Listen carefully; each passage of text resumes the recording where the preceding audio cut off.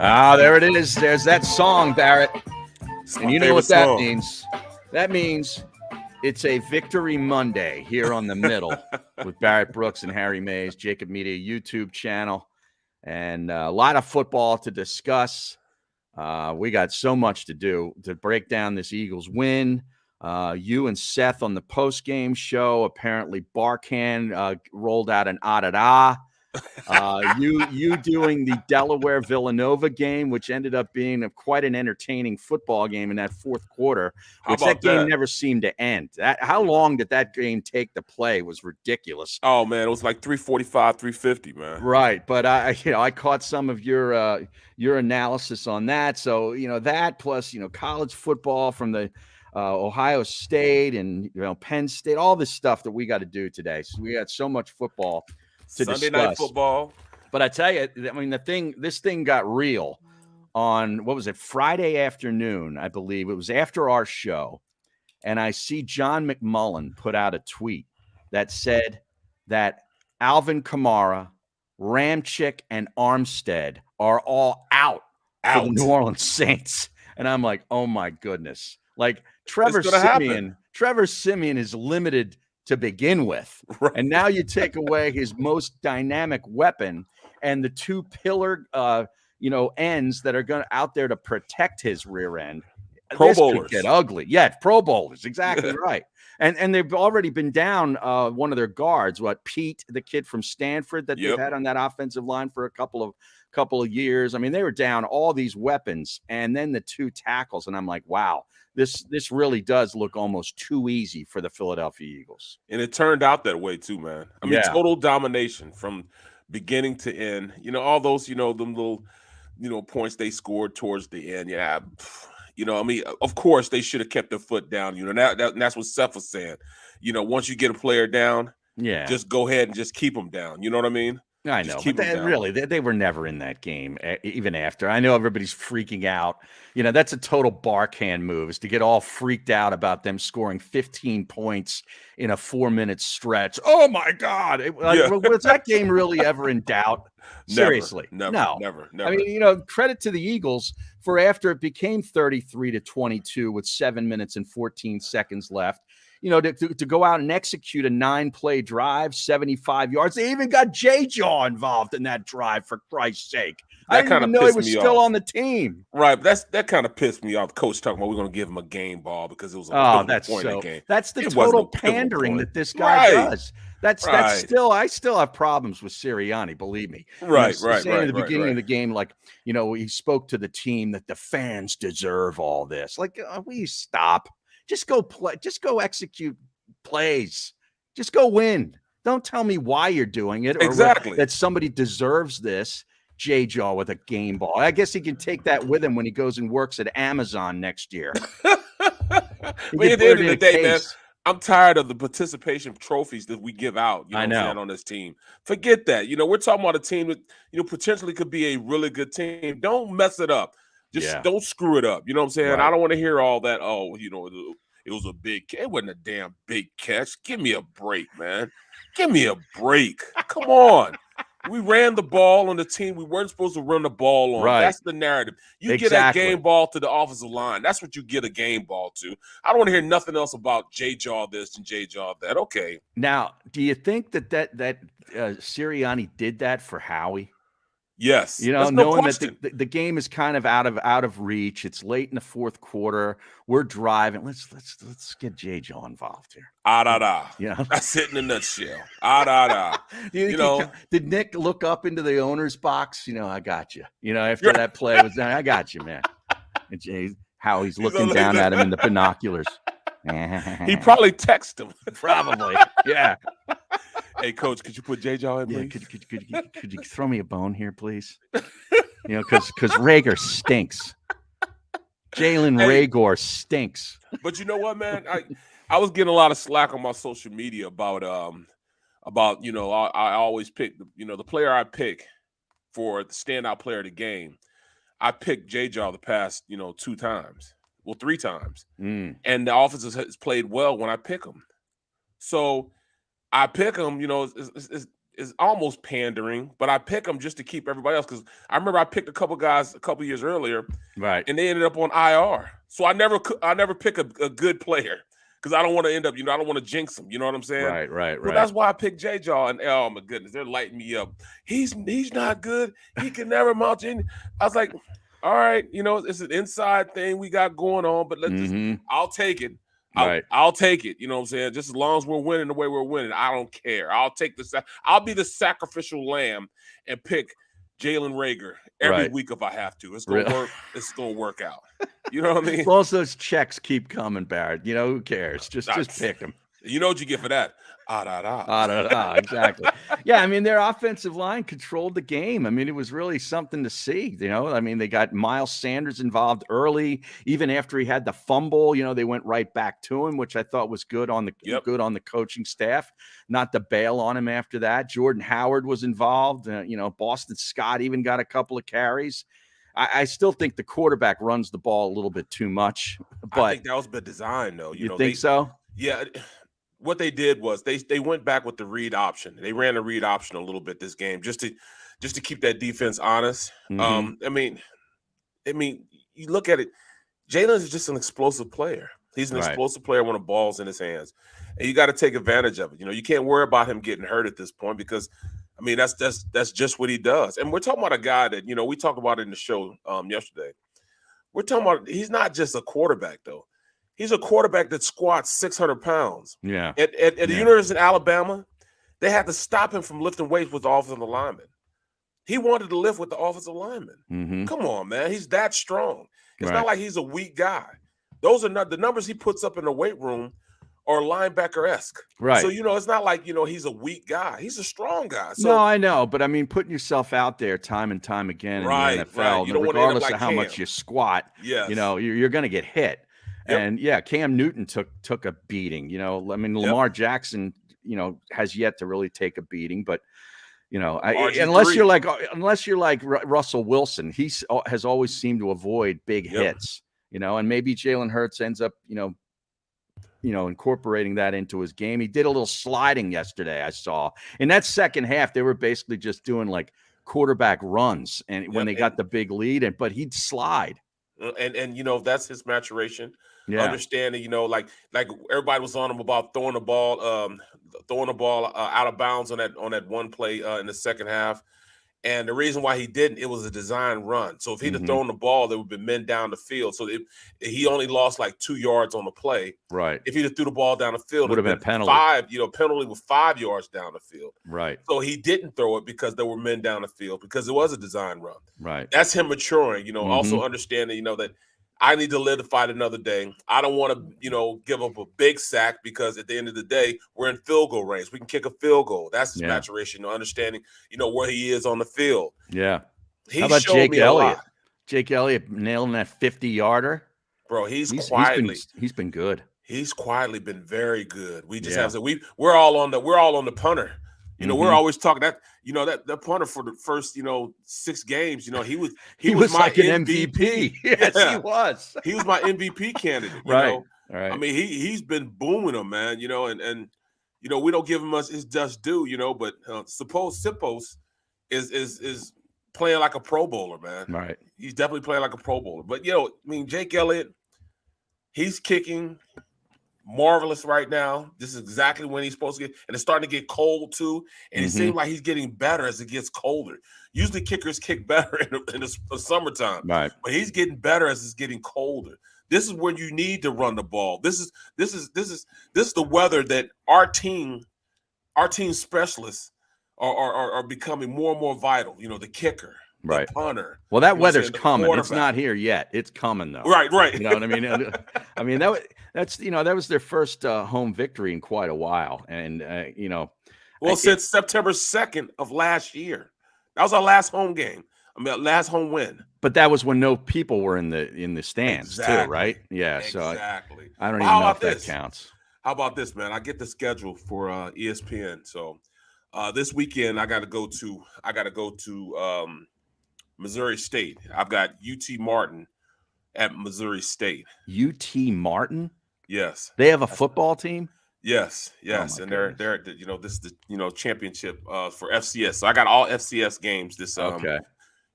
for this ESPN Now, season. when is that game? Saturday or Friday? Yes, Saturdays on Okay. Saturday. All right. But then the next week, guess where I gotta go? Missoula, Montana. Oh my.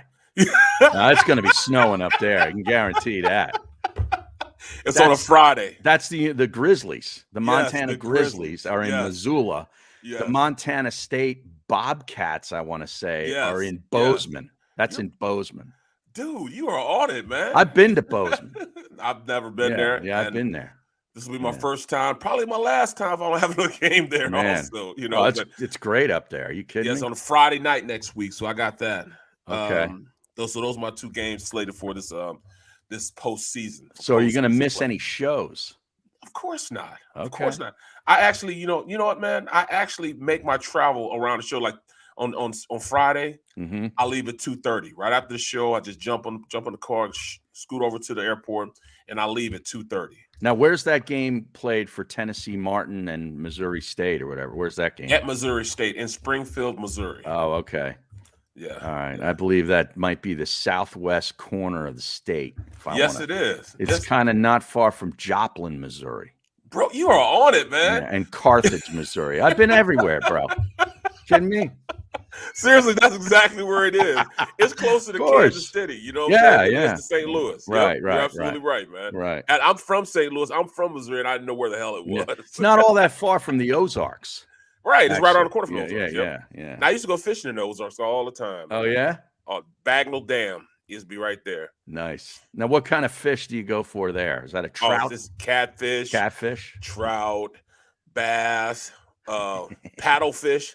Paddlefish have a big spoonbill, Mm-hmm. I mean, they got a big spoon. Try to catch those.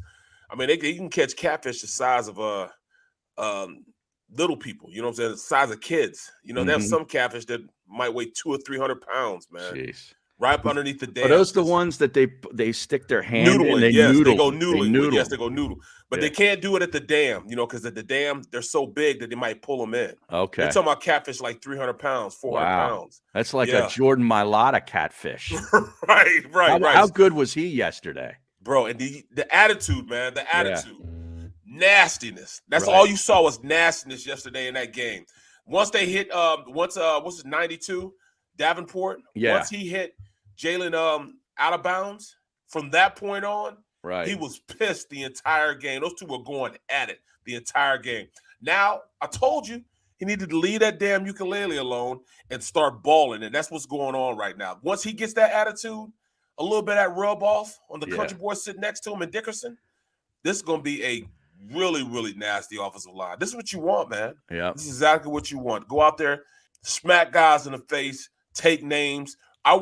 They ran the ball on the best run-stopping defense in the league. They were only averaging 73 yards allowed on the ground a game. They had 158 at halftime. I know. And the total for the game, 242. Come on, man. You tell me this team is – and then everybody's talking about, well, they can win it. Yes, they can win every game. They go in with the same attitude. Even on the defensive side of the ball, they played tighter. It was a great call by Gannon. But even if they play Dallas right now, that's how you beat Dallas. You run the ball on Dallas. All right. That's what the Denver Broncos did. We got some breaking news here for the Eagles.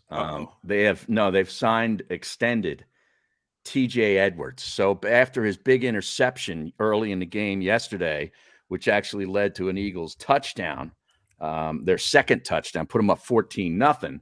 They've given him $2.15 million in guaranteed money and up to $3.2 million reported by Rap Sheet.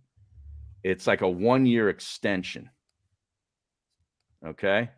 1-year contract extension through 2022. So he's signed and sealed and a part of the defense for at least another year. So there's your breaking news. That's them giving him a bone because he's changed how you play the linebacker position here in Philadelphia the past 4 games. Mm-hmm. Once he became a starter, he's teaching even these young guys how to play the linebacker position. You notice now they're not playing back, that once they see the play coming towards them, once they see the double team, they're going downhill and initiating contact, which keeps the defensive line from being double teamed. That's all him being what he needs to be as a linebacker. And if you look at it, everybody else is starting to play the same way. Even Singleton is starting to do the same thing. Alex is making impact tackles, and I told y'all what impact tackles are. Right. Impact tackles are tackles that are made either 3 yards before or 3 yards after the line of scrimmage. Right. Not 8 yards down the field. Not 8, 9 yards. Yeah, exactly. Right. Exactly. Right. Baldy put up a great Instagram. He was all over this Saints Eagles footage already this morning. I saw this early this morning. He goes, at Jordan Mailata, 1-800-MILATA for all your moving needs. And he shows a footage of Mailata just taking one of the defensive linemen and just like pushing him all across the field and then finally burying him down.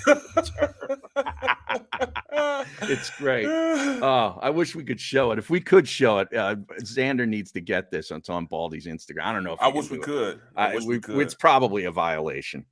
But then why would it be a violation? I don't know. YouTube is very particular. Okay. Then he's got another one here. He says we can. Oh, we can? All right. Well, there's a bunch of them here right in a row of all Eagle stuff. At Lane Johnson 65 and at Jordan Mailata are the best tandem of offensive tackles in the NFL, according to Baldy. Wow. They were on full display versus the Saints. That's another one. He said he'll get it. All right. Well, there's like 3 right in a row of all Eagles stuff, and it's all great stuff. I love to hear him narrate this stuff. He gets so excited. Bro, I just sit back, man, up at NFL Films, man. That's the best part of my job when I played, when I was interning there, and when I was just a producer. Right. I'd sit down with Baldy, and we just go over film. And I said, look at this right here. Look at this right here. Look at this double team. Look how he gets off. And I'm talking to him about it. But then he gets all, the finger going. He starts slurping his coffee. He's always got the styrofoam thing or the Dunkin' Donuts thing going. He'd do that on the radio show. He'd show up, 10 minutes before the show and eat his eggs that he got from downstairs at the Manja. He'd have this big styrofoam plate of scrambled egg and like 8 pieces of bacon. Yep. And he'd sit there and just devour, and he'd be talking about football, and bits of egg would be flying out of his mouth. He didn't care, right? And then you know how everybody calls you Hair? Hey, Hair. Yeah. Hey, Bear. Look at Bear. Hey, Bear. Stuff flying out. Look at this block here, Bear. Look at the separation. The mic screen would have little bitty tiny pieces of scrambled egg in it after he was done. And then he's got the coffee, right? So while he's doing on the show, he doesn't mute the mic. But he's just right up there. And look, it can be wintertime, and it'll have flip-flops on, shorts. And a bandana and shorts. Right, and a long sleeve T-shirt. And that's his winter outfit. Right, He came right from the gym to the show. Yeah. And then stopped off to get the eggs. It's just classic. It's just great. Hey, Bear. Had a great yoga class today. Heated yoga. Oh, yeah. You need to try, Bear. Yeah. Bear, what is he called? Bikram yoga or whatever, the hot yoga. Yeah. I used to always ask him, I said, any of the women pass gas in those classes about Baldy? Because I heard that happens all the time in these yoga classes. I'm so dialed in. I wouldn't even hear it. It's just great. Man. I'd always ask him something to get him off track. But that's been. Can you imagine that, man? Dude, I was in heaven for like 5 years, bro. I'm sitting back with Joe Theismann. He's telling me stories about what's going on. Right. Like Sterling Sharp. He's telling me stories about not just football stories, but he's telling me stories about all this stuff that happened at ESPN during this time. When we first got to ESPN, he's telling me stuff about that, man, and everything that's going on, Then I go downstairs to Jaws and I talk to Jaws for it wasn't even working. That's when I love to come to work. Right. Just going up there, just picking their brain. And at the same time, they're picking my brain too. We're telling stories. Can you imagine the amount of stories that I heard and what I regurgitated? Oh, look, here we go. Here we go. Let's roll it. Move some heavy furniture, like a piano or a big bookcase. Like, just call Mailata. Mulatto Moving Company right here. Like, this is Marcus Davenport, 6'8", 290 pounds. Like, everybody's just watching Mulatto and Davenport here. Play's over. But, like, even with Davenport on top of Mulatto, he just lifts him up off the ground. Like, even Dickerson's looking at that going, dude, that's Davenport, man. You just, like, getting up off the ground. He's on your back. You're just flipping him. Mulatto Moving Company. Like, just call him. Like, whatever you got to get out of the house. He'll do it. 1-800-Mulatto. He'll just move it. Lift it up, move it, do it all by himself. Everybody can just watch. Have some lemonade. Go watch Mulatto just move furniture. Have some lemonade. Go watch Mulatto move furniture. How great is that? And, you see Dallas Goedert just hits it. All he needed was that just little hit on the hip. Uh-huh. And it got him going in the right direction, man. See, those are the little things that people don't see that really make a difference. Right. That's why Emmitt Smith was so good when he was playing. Can you imagine that 2-A? You got Eric Williams. You got Nate Newton. Larry Allen. Yeah. He was probably he might have been in the best guard in history of football. He was definitely the strongest. Yeah. The strongest. Remember, he came out of football powerhouse Sonoma State. Right. And I asked him one time, because we got stuck down there. When the year we beat my rookie year, we got stuck down there because of a huge snowstorm up here. It was like 4 foot or 3 foot of snow up here in Philly. In fact, soon after we beat up on the Lions, we flew out the next day because we saw the snowstorm coming. So we flew down to Florida. And we're down in Florida practicing. Then we go play Dallas. Well, we end up losing. Right. But we couldn't fly back because nothing was open. Everything was still cut off. The streets. You couldn't drive on the streets. You get fined if you drive on the streets. It was just bad up here. So we stayed there like an extra 2 days in Dallas. Yeah. So, I ended up, hanging out with L.A., Larry Allen, and a couple other guys on the team. And I said, yo, bro, how did you get so strong, man? Give me the real what's the secret? And I said, what did you do, man? He said, hey, man, to tell you the truth, in L.A., I live right next to Samoans. And all we did was eat horse meat and lift weights. I said, horse come on, meat? Man. Yes, horse meat. What is he eating at McDonald's? Horse meat. Like, like they eat that Polynesian culture. It's like a delicacy to them. They eat horse meat. Oh, my goodness. And, he said that's what they would do. It's like, I'm like, all right, come on. This is not like, I don't know if you remember back in the day, this thing called the Booyah Tribe. It was a rap group called the Booyah Tribe. No, I'm not familiar. These some big Samoans, and in their front yard, they got a weight set. You know what I'm saying? They can lift weights right in the front yard. Right. And he said, man, it was just like that. He said, just like the Booyah Tribe, we'd be up in the front, and instead of going up and playing baseball or something, we just go in there, we just start lifting weights. He benched like 700 pounds. He had a permanently bent bar at the facility. It's permanently bent like this because all the weight he has. Because there was so much weight on each side. And he had to stick a clip in there to keep all the weight from coming off when he's lifting weights. I'm like, come on, man. 700 pounds, man. Now, he had a spotter, didn't he? Who's going to spot? Who could spot him? Well, I don't know, but I'm saying, like, what if something happened? Wasn't nobody spotting him. He ain't need a spotter. Wow. You know what I'm saying? Now, John Shelton asks on the stream, is that like the meat you get at White Castle? Well, if it is, I'm not benching 700 pounds. I'm kind of pissed off. Maybe I need to go eat some more. 700 Well, that's because pounds. there's too much bun. So, like, he's just eating the meat. He's not eating that with buns. That's probably LA, man. That was a good dude, bro. A good dude, man. Nice, man. You think he'd be like a butthole? He wasn't, man. He was just a good dude, man. A nice dude. All right, now how about that first drive? They get after the interception, and Hurts takes it for 1 yard, right? They got the ball at the New Orleans 39, so great field position, and they took advantage of it. And then the next score, you're going to love this. Hurts went in again on a 3-yard run. There were 7 plays on the drive. Every one was a run. Now, the weird thing is 5 of them were Jalen Hurts. Right. 5 out of 7 plays were Jalen Hurts, the quarterback, running ball. It's like high school offense, but it worked. Well, because it's just physical play. They're not trying to sugarcoat it. They're not trying to, there's no disillusion on what they were going to do. They knew exactly what they were going to run the ball regardless. Right. And I told them that's what we were looking for. That's what you were looking for, particularly, is like saying, hey, we know we're going up against the best run D here, but we're going to do what we do. And that's what we do. Exactly. Right. Yeah. So you're going to have to stop us. This is what we do. We're not going to. I had a coach in high school. We ran 6 plays, and we run those 6 plays out of different formations or different personnel packages. Mm-hmm. But we were going to run those exact same 6 plays, and we just ran them so good. We were successful with it. Right. But everybody that we all see it. Everybody sees it. We're just going to run the ball. And that's your job to stop it. And I'm telling you, it's intimidating to a team when you can't stop a team when you know they're going to do it. Like, they could basically go up there and say, hey, let's double team to here and then pull the backside guard up in here and tell the defense that's exactly what they're doing. And they're still able to accomplish. Still able to execute it. That is an unreal feeling as an offense. It's an unreal feeling as a man to let another man know what you're going to do to him, and you still pull it off.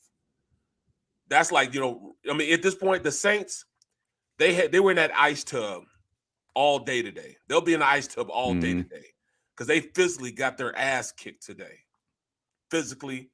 And that's an emotional scar on That was their 3rd loss in a row. Right. They got their ass kicked. You know what I'm saying? That's almost unconscionable to have, a team do that to you. And even though you knew they were going to do it, you couldn't stop it. Right. I mean, 50 rushes. Think about that. When was the last time an Eagles team has run the ball 50 times? Well, you know what's even better?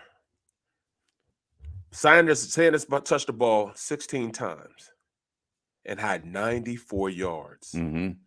Jalen Hurts, 18 times for 69 yards. Right. Howard, 10 touches for 63 yards. So that's 6.3. I mean, you're getting like 6 yards a crack. Right. I mean, why wouldn't you keep running it? 242 yards and 3 touchdowns on the ground. Now, one thing, they also sustained drives too, because they were 12 of 21 on 3rd down. That's ridiculous. That's ridiculous. That's just, come on. And then the defense in the first half, I think they held them to like 2 for 8 in first downs. Mm-hmm. 2 for 8. That is crazy. Now, I love the fact we only threw it, 23 times? He threw it 24 times. That's the one thing. He wasn't 13 for 24 is not very good. As far as accuracy goes. Right, but they made it happen, though. I know. I'm just trying to think about sustainability. That's all. Now, you were doing the post-game show for a couple hours afterwards. Did they provide any update on Jordan Howard? No. Okay. No update. So we'll probably get that Howard today sometime, maybe, or tomorrow at the latest. So, and then I didn't know what the injury was. They weren't very specific with it. Right.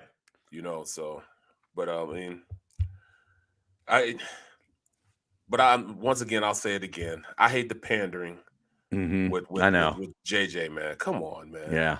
I don't need that. I really don't need it. I was just starting to enjoy myself. Right. You know what I mean? And then you got to mix in J-Jaw in here. Come on. Stop. That took me over the hump, man. I'm like, come on. Yeah. Give me a break, man. You were almost good with me, man. I was, Right. I was goo gaga for his play calling, and all of a sudden he pulls this out his hat. Mm-hmm. You can't do that to me, man. Just leave well enough alone. I agree. You have to go in the right direction, man. We'll take a short time out. We'll be back with more discussion on the Eagles, and we'll get into the rest of the NFL card. It was a very interesting game played at 4:25 yesterday. I know you were working. The JAKIB Media post-game show was in full flight, but I was watching the Cowboys and the Chiefs, and we have to discuss that as well as a whole lot of other stuff on a big football weekend right here on The Middle with Barrett Brooks and Harry Mays.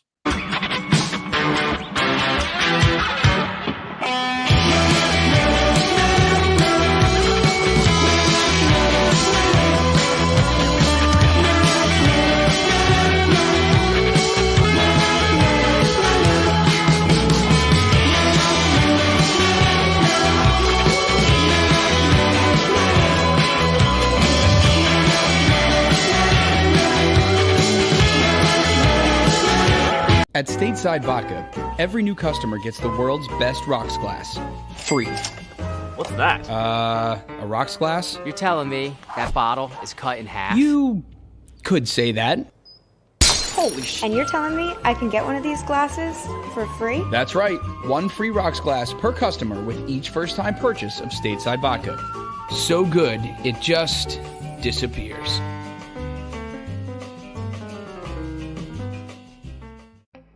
As a hard-working American, you've never experienced how tough life can be until now. A catastrophic injury while working on the job. A personal injury from someone else's negligence. Turned away by other law firms in the region who didn't bother to learn your story. It's time to meet the Fritz & Bianculli Law Firm and managing partner Brian Fritz. Badly injured? Call the Fritz & Bianculli Law Firm. Find out why they say, "We got this."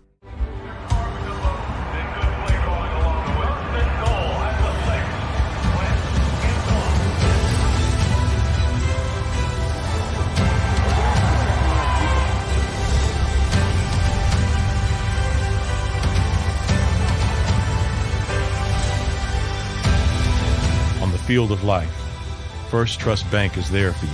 Champions on 3. 1, 2, 3. Because Philadelphia dreams deserve a Philadelphia bank.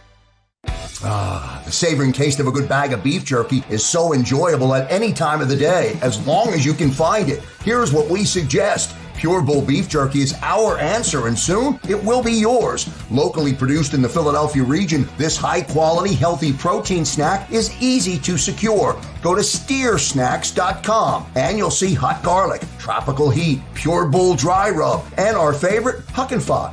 What's that? Huck and Fod. Go now to steersnacks.com.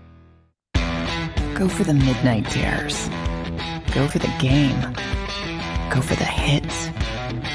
Go for the fans. Go for the win. Go to Ocean Casino Resorts. Book your trip at theoceanac.com.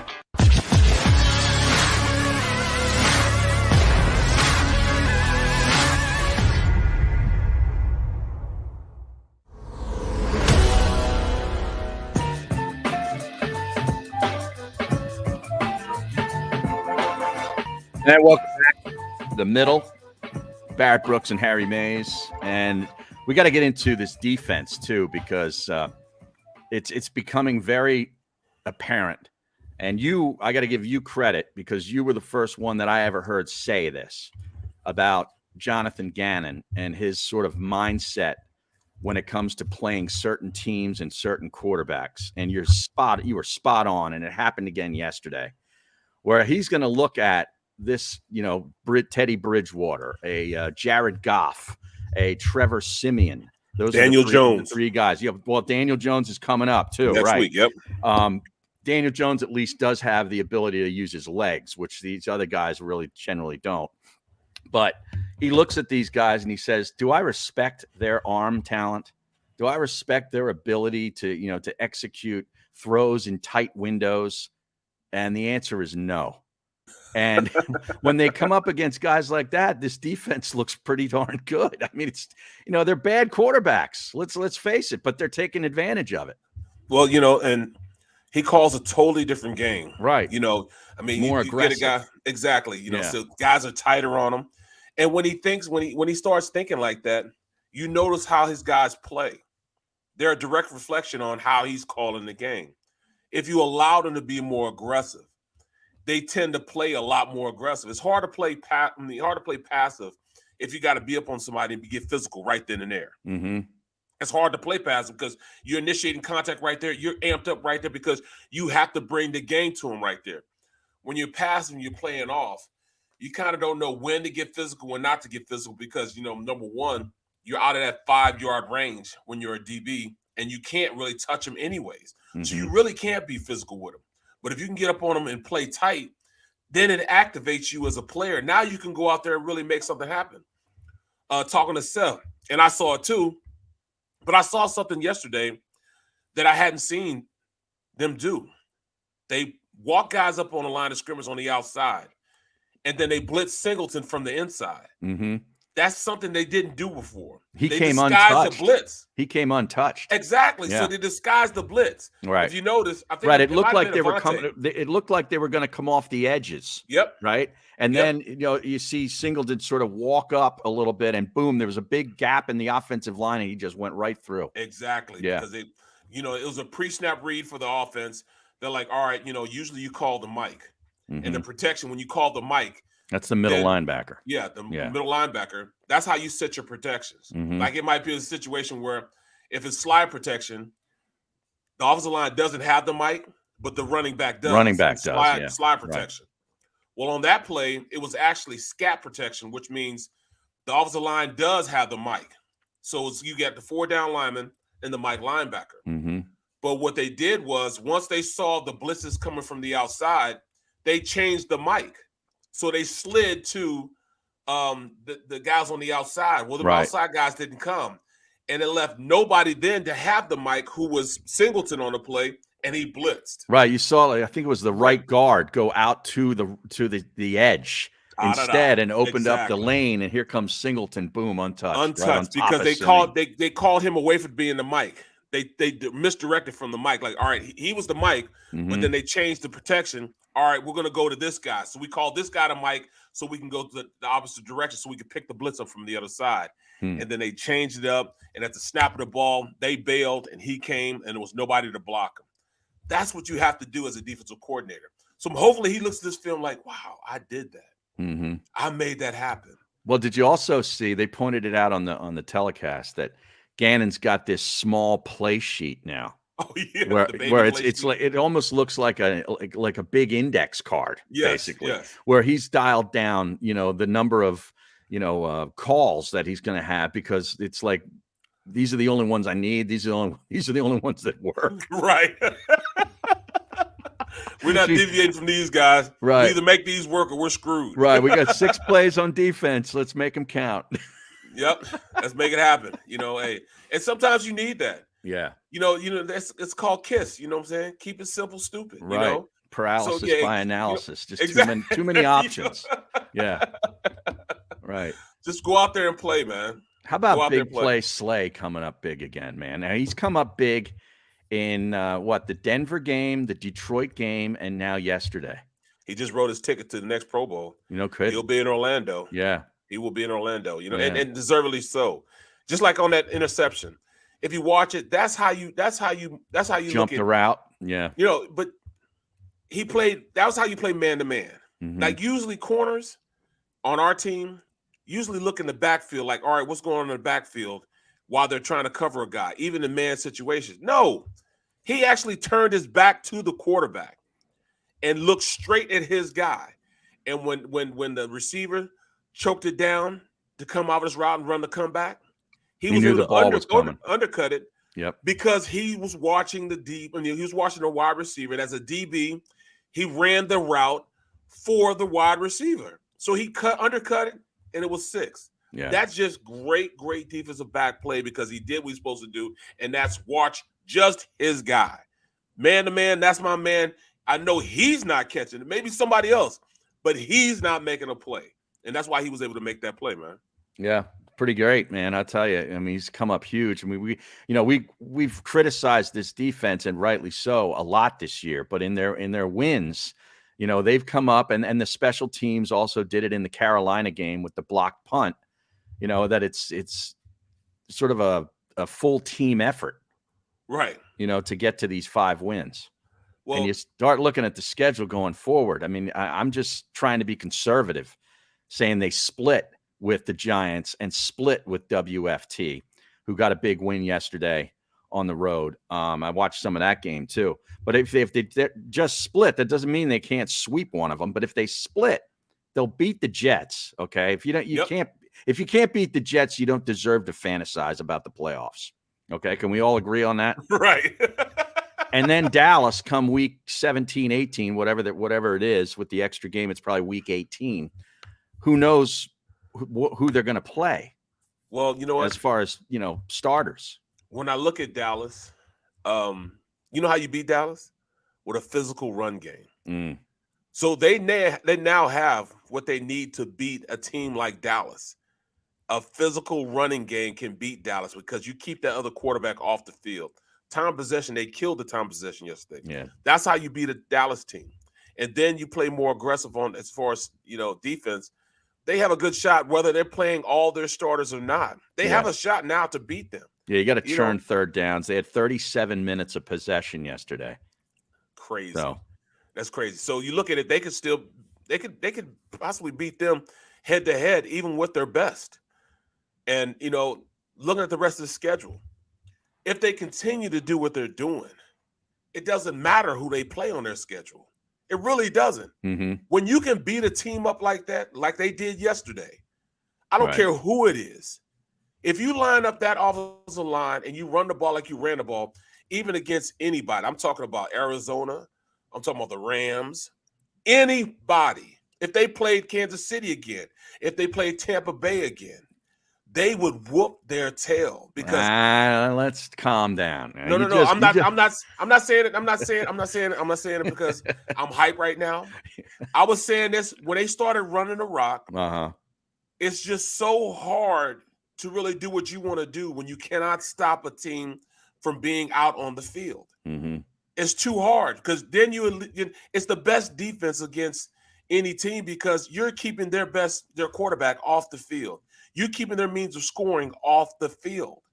So it's easier to beat a team. So all I'm saying is if they continue to run the ball the way they are, it's going to be tough. They're going to be a tough team as they go forward, a really tough team to beat as they go forward.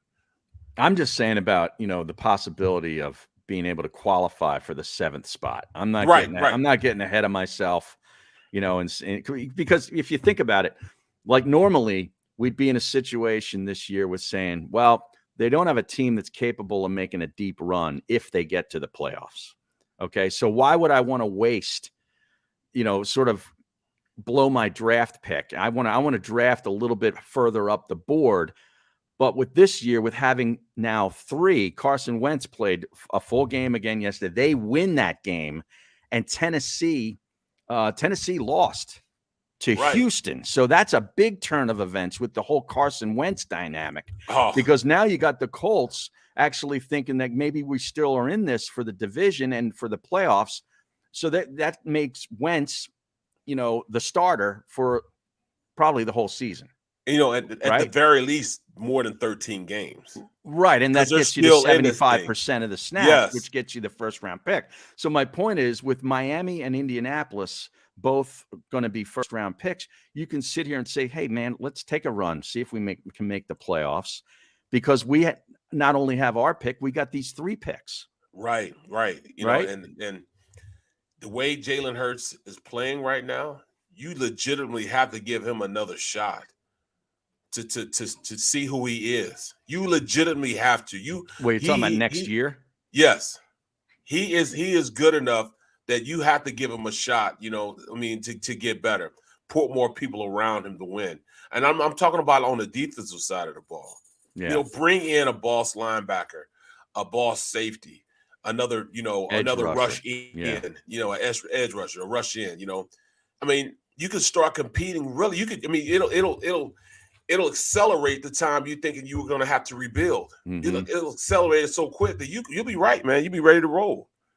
So, just those 3 picks alone could change a franchise on how you look at a franchise. An edge rusher. Yeah. And I don't care what order you get them in, just as long as they're in the first round. Right. An edge rusher, a linebacker, and a safety that can come in and play now.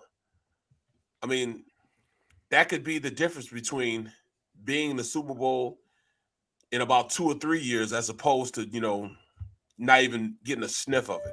I don't want to start over with a new quarterback.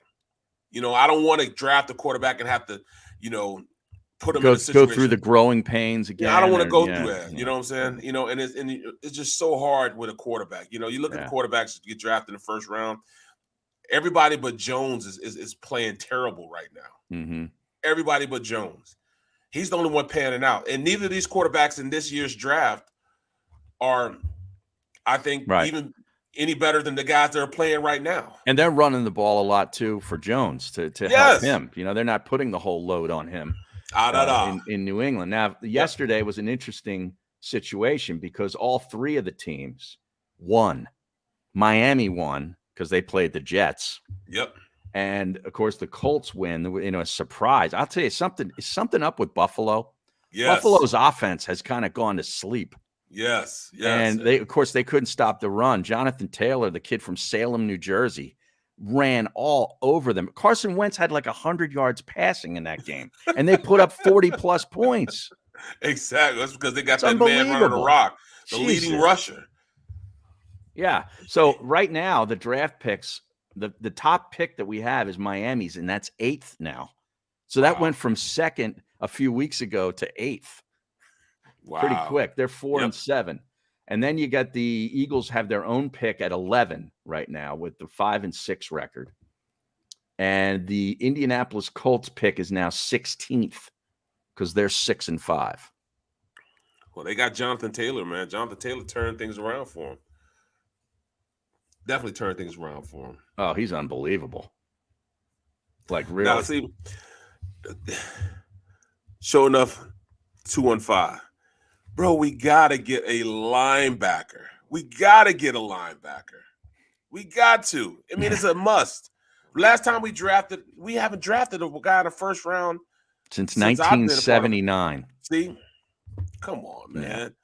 You know, and the reason why I say that, there's nothing like playing against a guy that you have to account for in your number count. You have to account for a guy. I can remember, sitting there looking across the field. Looking across the line of scrimmage and Ray Lewis, Junior Seau, guys like that. Scare the crap out of you, those guys. Well, I'm not necessarily scare you, but you got to know where he is, right? Because he could tear some stuff up so quick that you have to account for him. Right. Uh-oh. So, you couldn't just double team and just get to no, you have to double team. If anything, hey man, I gotta go, man. You got him by yourself. Because he could go anywhere and you gotta follow him because he has enough speed to get back and make the play. Right. It was tough trying to, design plays, in which you weren't blocking him, or putting somebody designated on him. You have to put somebody on a guy like that. We need somebody like that, man. It's too easy to block our defensive lineman because we don't have that boss linebacker that you just, you have to account for. Respect and account for. Yeah. Oh, yeah. Yeah.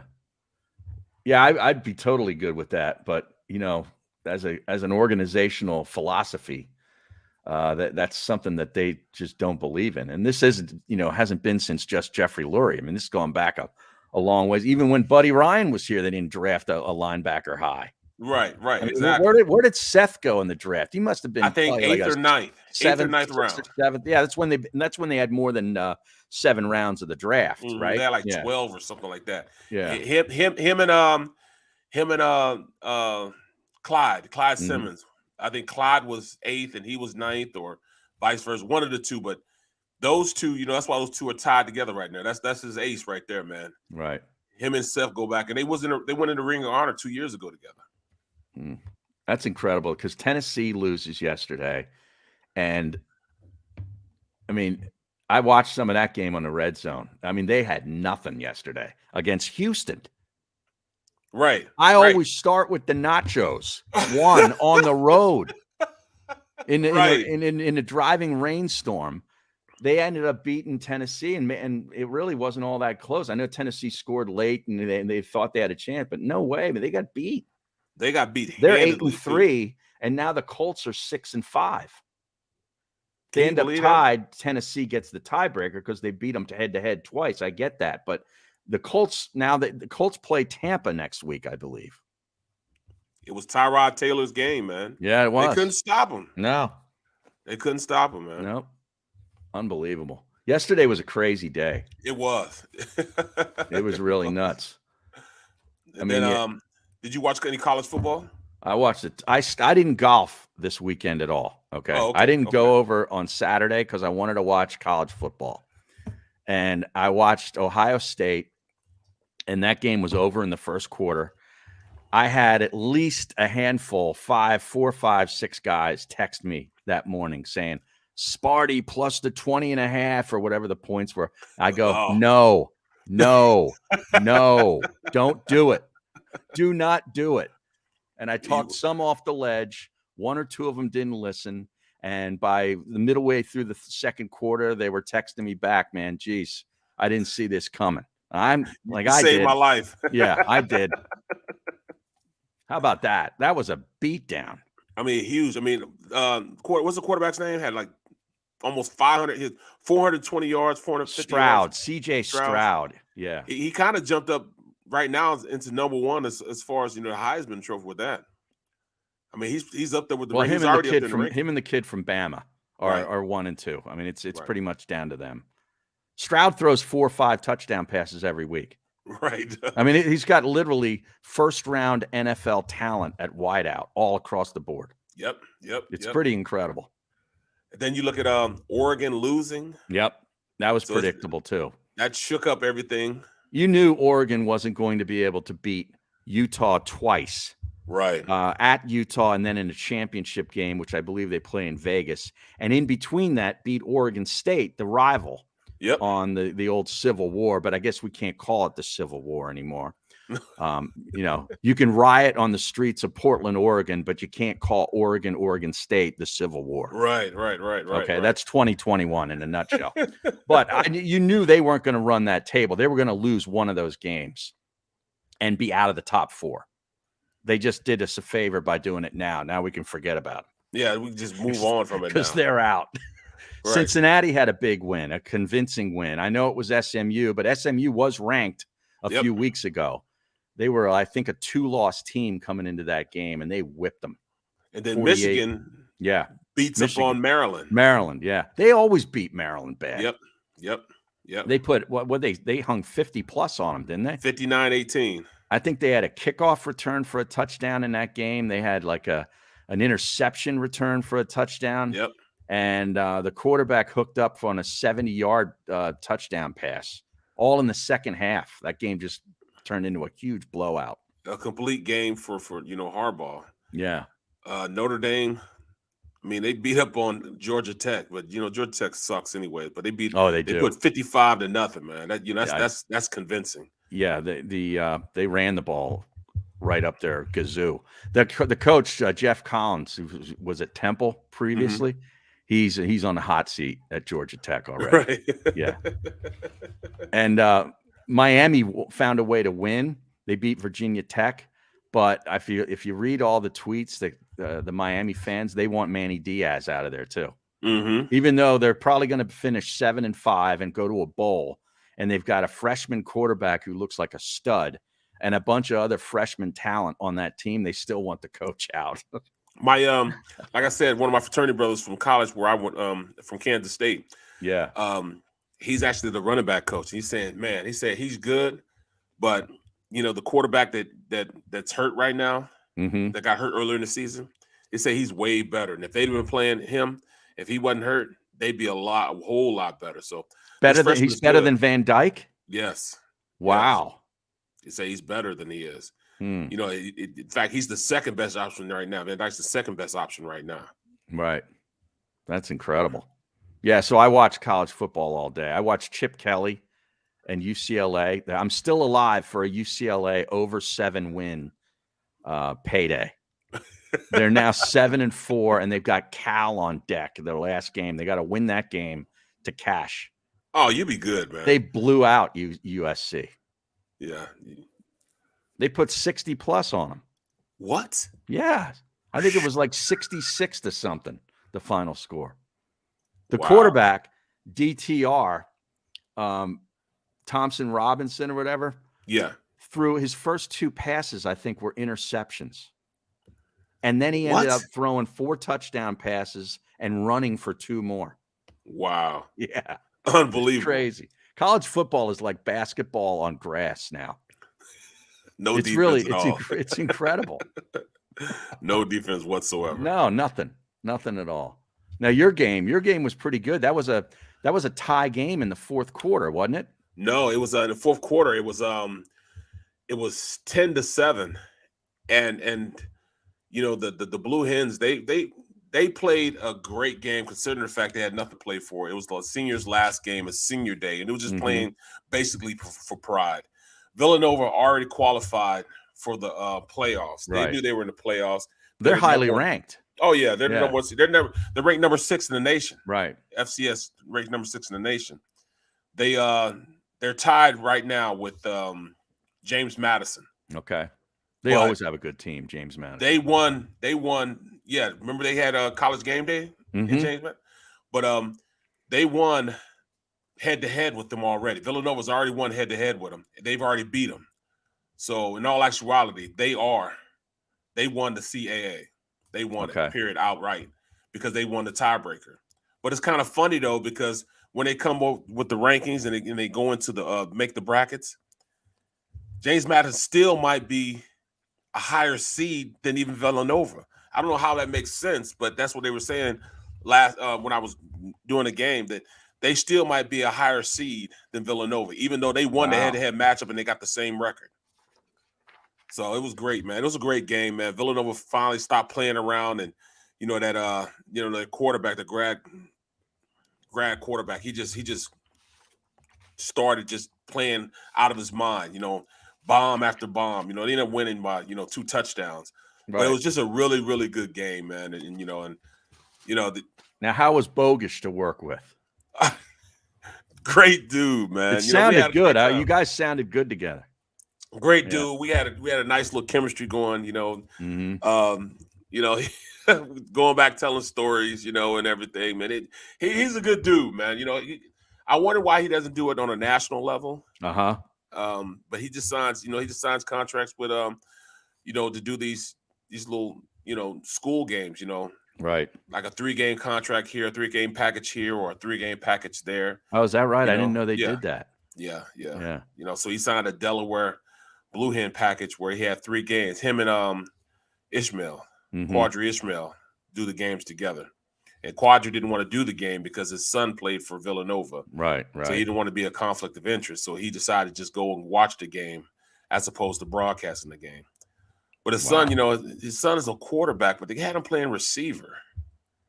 And they said, they say the story is that Quadri's son is actually, better than the quarterback that's starting now. But, I don't know, because that quarterback they played last night, on Saturday, is pretty good.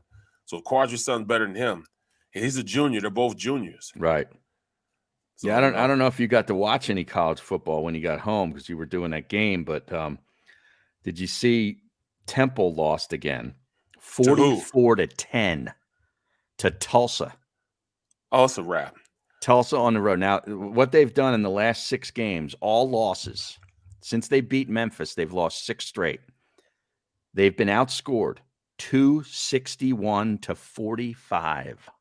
Wow. That, if I do the math, is about like losing every week 44-7. Only you would do the or math 44-6, whatever it is. 44-7. That's unbelievable, isn't it? Bro, that's I wouldn't totally even non-competitive. I would not have done the math, but and the coach is still here. That's the other thing. He won't be at the end of the year. Well, I think they're balking at the buyout because they got to buy him out. And if you consider yourself, what they think is a Power 6 conference football program, that shouldn't be a consideration. No, he needs to be bought out, and you need to move on, or maybe you need to rethink football. Well, that might be the case. They're still squawking over that field. They want to build that field. Yeah, that's not going to happen. I see that all that momentum has totally been lost, and I don't even know. Rod Carey. Yeah, I don't even know if that was legitimate momentum when Rule was winning those games, or if everybody was just excited, and because I still think the city was going to find a way to not have that happen. Right. You know what I mean? So. They pay the Eagles, what is it, $1 million a game? I think it's like more than that. Well, not a game, but I think the contract's for a couple million a year.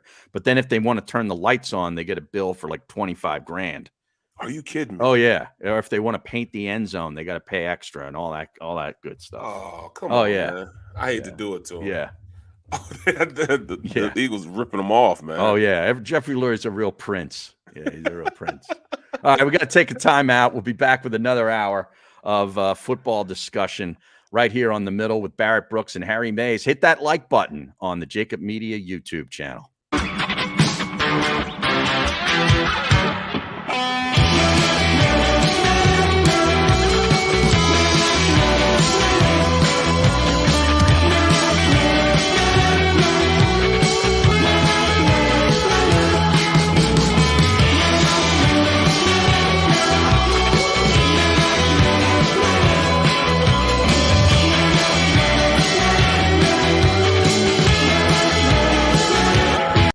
Stateside Vodka, every new customer gets the world's best rocks glass.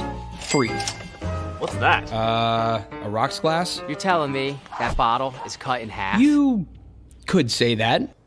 Holy shit. And you're telling me I can get one of these glasses for free? That's right. One free rocks glass per customer with each first-time purchase of Stateside Vodka. So good, it just disappears.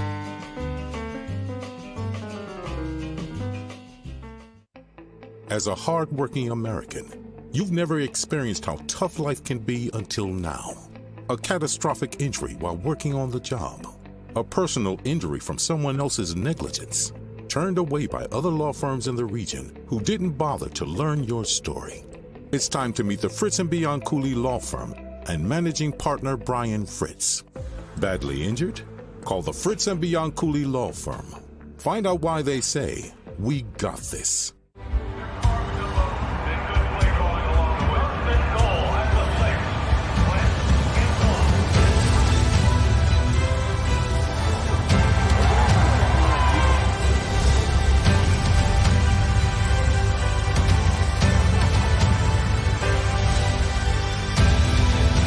Field of life, First Trust Bank is there for you. Champions on 3. 1, 2, 3. Because Philadelphia dreams deserve a Philadelphia bank. The savoring taste of a good bag of beef jerky is so enjoyable at any time of the day, as long as you can find it. Here's what we suggest. Pure Bull Beef Jerky is our answer, and soon it will be yours. Locally produced in the Philadelphia region, this high-quality, healthy protein snack is easy to secure. Go to steersnacks.com, and you'll see hot garlic, tropical heat, Pure Bull dry rub, and our favorite, Huck and Fought. What's that? Huck and Fought. Go now to steersnacks.com. Go for the midnight dares. Go for the game. Go for the hits. Go for the fans. Go for the win. Go to Ocean Casino Resort. Book your trip at theoceanac.com.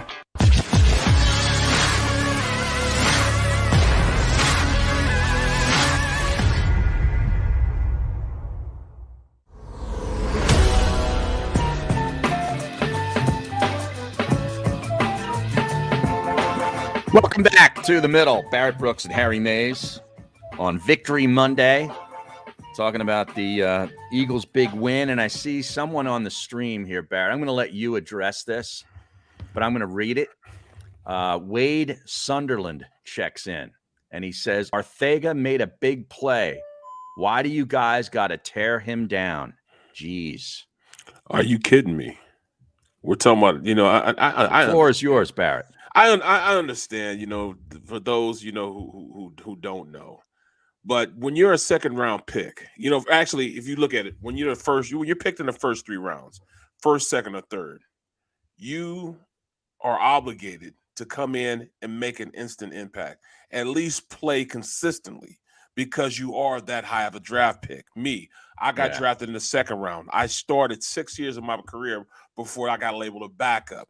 But he has not come out and done anything besides that one catch this entire year. That's the first thing he's done aside from making a tackle on special teams. You know what I'm saying? So, we're talking about expectations. Expectations as a second-round pick are a lot higher than coming in as a free agent or necessarily a 4th or 5th rounder.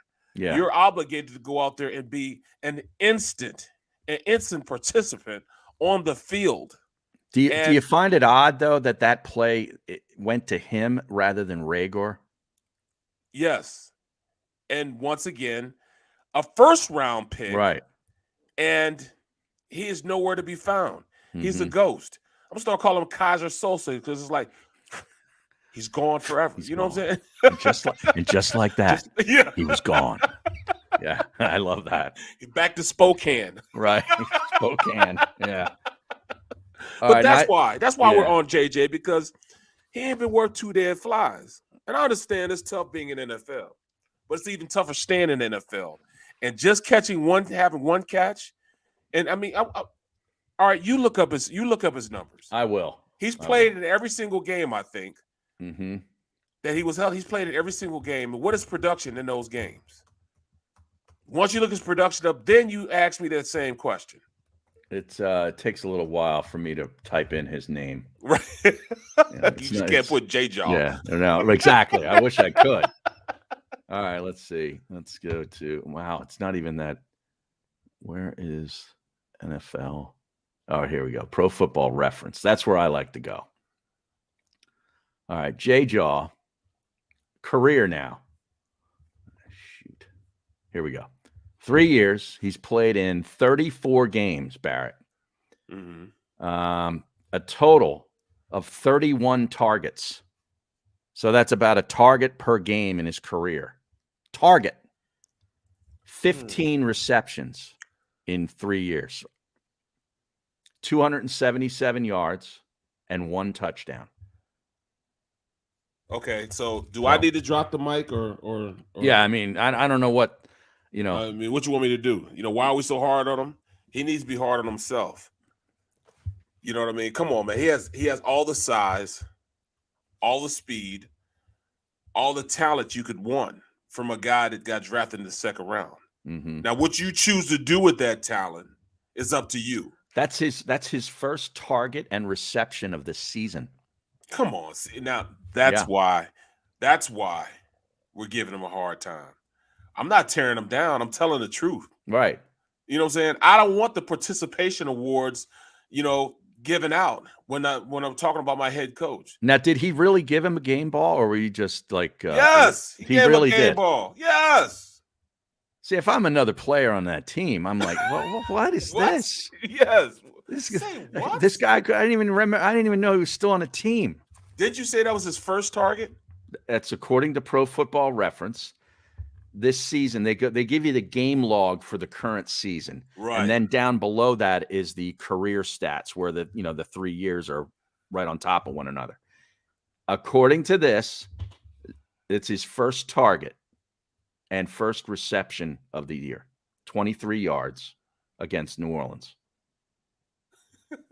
So, and it gives you the number of snaps too, all the way on the far right side. Special teams snaps and offensive snaps.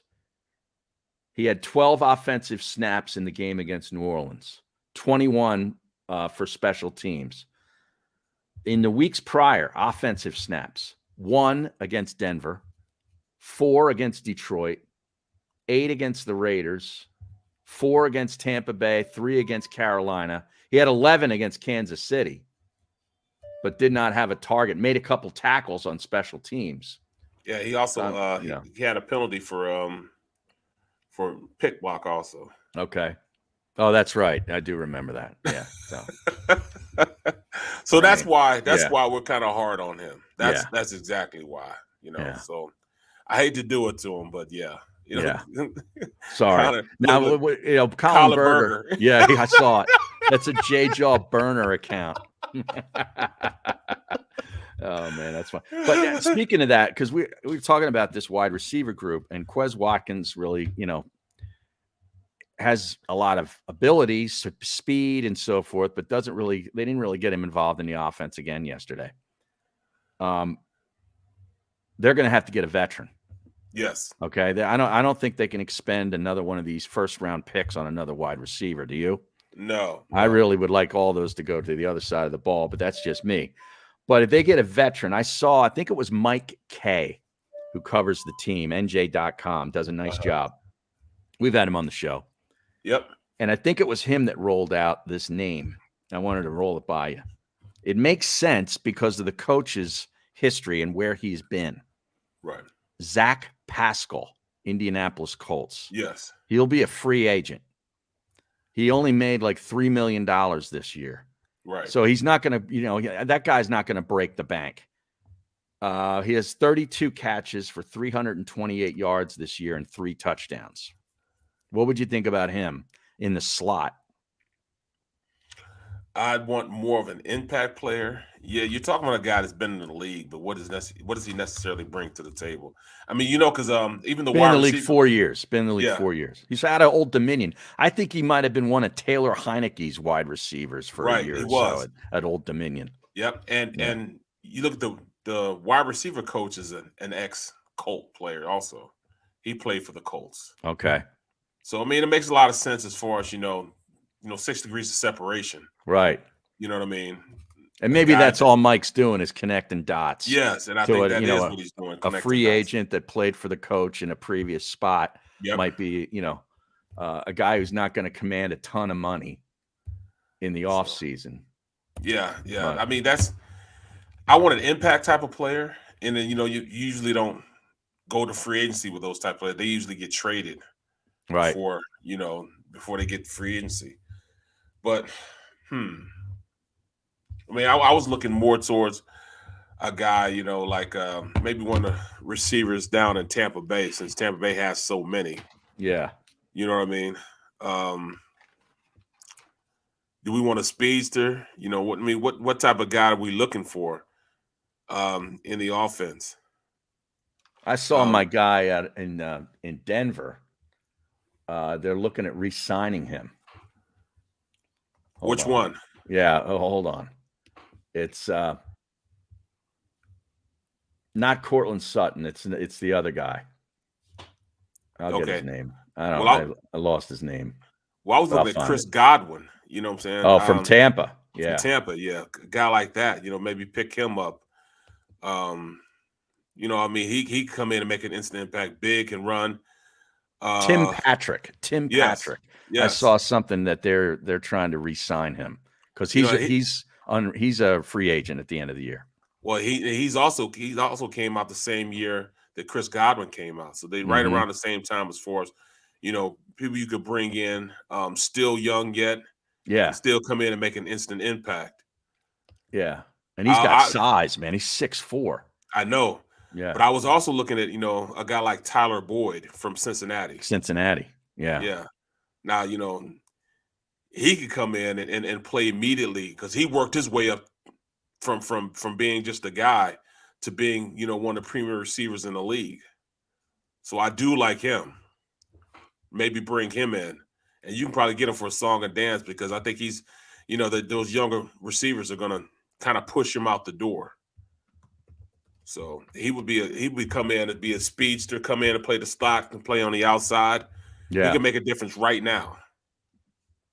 Yeah, I mentioned this guy after the Broncos game, and apparently the stream is indicating it, and they're correct. They signed him just a day or two ago. Oh, okay. Tim Patrick got an extension. Wow. 3 years, $30 million. So he's not going anywhere. No, he'll be there for a while. Yeah, but maybe one of those other guys. They can't keep all of those guys. No. But they're still young yet, though. They're still young. I was looking at a guy from Miami. They had talked about signing him before, but they decided to keep him. But what is his name? Not Parker. Yeah, Parker. Oh, the kid from Louisville that they drafted years ago. Yeah. So I was thinking Parker, but I don't mind. What is he on IR or something right now? I think he's hurt. Yeah. Yeah, he's on IR. When that game came up on the red zone yesterday, I went back to the Eagles game. I cannot watch. I will not watch a Jet football game, even if it's for 2 minutes on a look-in on the red zone. I can't. Well, what's really gonna kill you is guess who had a touchdown in that game? I saw it on a glance of it on the red zone. Mac Hollins. Oh, for the Dolphins. Yes. Yeah. Mac Hollins has a touchdown. Right. The backpack boy. Right. How he probably put a fist bump up into the air when that happened. See, I told you he's a player. Oh my goodness. He'll be doing that when J-Jaw is trying to be the 5th or 6th receiver for Detroit next year. He'll be J-Jaw. He'll be up in Canada somewhere. That's where he's going to be. You think the that's Rough Riders? What do you call it? Yeah, the Ottawa Rough Riders. Right. Yeah. Okay. Yeah, I got to see if your boy. Let's see if Parker. I think he is hurt though. That's an interesting question. That was Flacco's game yesterday. Yep. For the Jets. But that's interesting. Who would you keep? Jalen Reagor or J-Jaw in the coming year? Which guy would you keep? Well, I know who. I mean, the team would want to keep the guy who plays special teams. Right. The other guy's a punt returner, but they like those guys that actually mix it up on special. Can play teams. The gunner. Right. Play kickoff. Right. kickoff return. Right. But the only thing is, can you cut bait from a first rounder? Mm-hmm. And that's where the problem is. It's a little easier with a second rounder, but when you go, tit for tat, as far as performance, at least Devontae Rager Parker played a little more. Parker is on IR. Okay, yep. Yeah, he's on IR. I thought we were going to get him earlier on. What do you mean? On a trade back a year ago. Oh. I thought they were going to trade for him. If you look at Jalen Rager, man, I'm telling you, he is a no-show on the stat sheet. It's unbelievable. I thought I saw something, in the Detroit game. It was the Detroit game. That's what it was. The Detroit game where they tried to mix it up and give him a couple jet sweeps, reverses down on the goal line before he got hurt. Right. And all of a sudden, it just disappeared. I didn't see him anytime after that. Yeah, he had one catch in that game against Detroit for 0 yards, but he had 2 rushes for 21 yards. And I thought it was something. I thought they found the key. Right. And this past week, he had 1 catch for -1 yard. Right. That's why that's obviously one of those wide receiver screens that went nowhere. And they checked to it, too. It's unbelievable. They checked to it. Somehow he has 2 touchdowns on the season. Does he? He got one. I remember he got one way back against Atlanta in week 1. I remember that. And then he got one against the Raiders. I don't remember that. Yeah.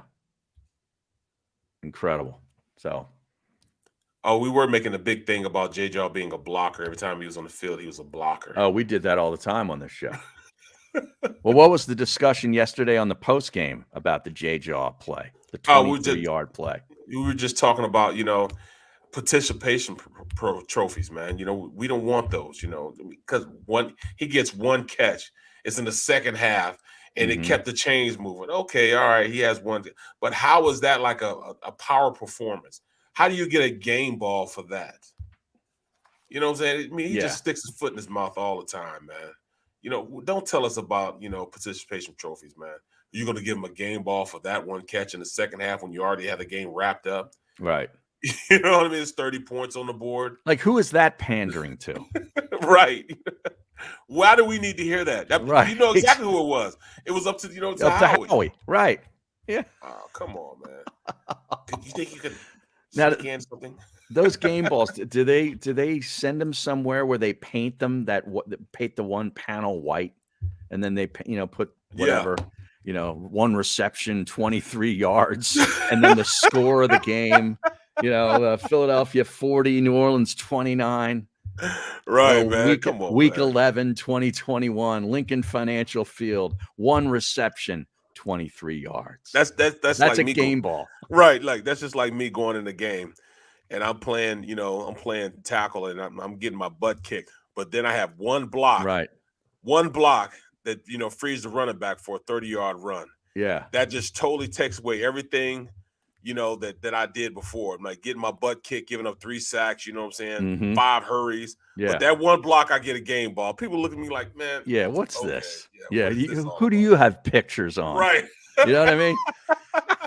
And then I got to watch Justin Jefferson yesterday making play after play after play in that great game against the Packers. That was the game of the day, to be honest with you. I thought Dallas and Kansas City was going to be really good. It didn't measure up. But that Green Bay, Minnesota game, it was unbelievable. Jefferson had 8 catches for 169 yards and 2 touchdowns. And you should have seen the one. Dude, he is a man when he goes up for the ball. You know what?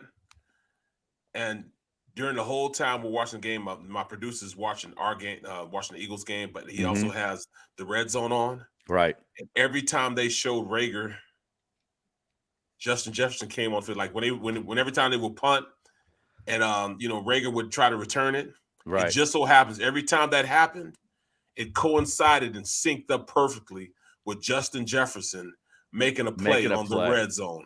Showing the play on the red zone, and then you see that you're looking up at that, but then you're looking at your computer, and you're seeing Jalen Rager doing that. Wow! On kickoff return, it's synced up perfectly, man. Wow! Like 3 times. Minnesota went ahead in this game, 31-24. They're playing at home, right? The crowd is going absolutely bananas, right? They take the 31-24 lead after a 12-play drive. Green Bay gets the ball. There's less than 5 minutes or less than 6 minutes to go, about 5.5 minutes left in the game. First play, 75-yard play to Valdez-Scantling for a touchdown. You could have heard a pin drop in that play. So every Viking fan was like going,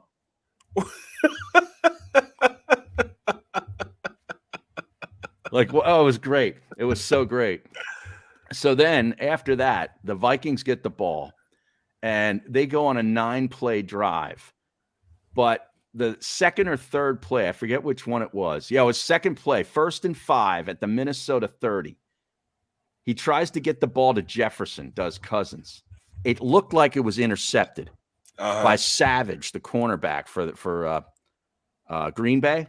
Right. They went to replay and reversed the call. Oh my God. It was unbelievable. So then they go on this drive and Cousins, I tell you, Cousins is kind of a wacko, but in crunch time, he looks like he's like freaking out and getting nervous. He still makes plays, man. Seriously. He can still sling it. Yeah, he can sling it. He's like very frenetic, but they made plays and they kick a field goal to win the game with time expiring. What a game. Well, another game was last night's game, the Sunday night game. Yeah, I didn't watch it. Oh my goodness! I heard it went. The fourth quarter, I heard, was berserk. Like Pittsburgh scored like 3 or 4 times in the fourth quarter and still lost the game. Amazing. Herbert was amazing, right? Yep. I woke up just enough time. I closed my eyes for like 15 minutes, and all of a sudden I woke up and I see all this action happen. I'm like, what is going on? Mm-hmm. Great game, man. Great game. And Herbert ran the ball a couple of times in that game. 1 second, I man. understand. 1 second, man. Oh, geez, we got doorbell action, contractors coming in or Amazon delivery people. Barrett's house. There's always something going on at Barrett's house. That's one thing you can be sure of. Never a dull place. Now, oh man, yesterday was pretty good though in the NFL. I gotta be honest with you. That Dallas game, we're gonna talk about the Dallas game. Yeah. Did you catch any of that while you were doing the post game? I can't get any of that. I just see the red zone happening. Oh, is that right? Yeah, just the red zone happening, man. I can just glance up at it, but I got to stay, tuned in with the Eagles game. See, that's the only thing about me being locked up. Yeah. In that office, man. I can't watch the rest of the football. I can't just, have the time just to be flicking through the channels. I know. And watching the games. I know, but it was of course you knew Amari Cooper was out with the COVID situation. I think he's going to miss Thanksgiving Day too, because I don't think he's going to be able to clear protocols before they play the Raiders on Thanksgiving Day. Well, this Dallas team, man, at this point, man, they're starting to, show a kink in their armor. Mm-hmm.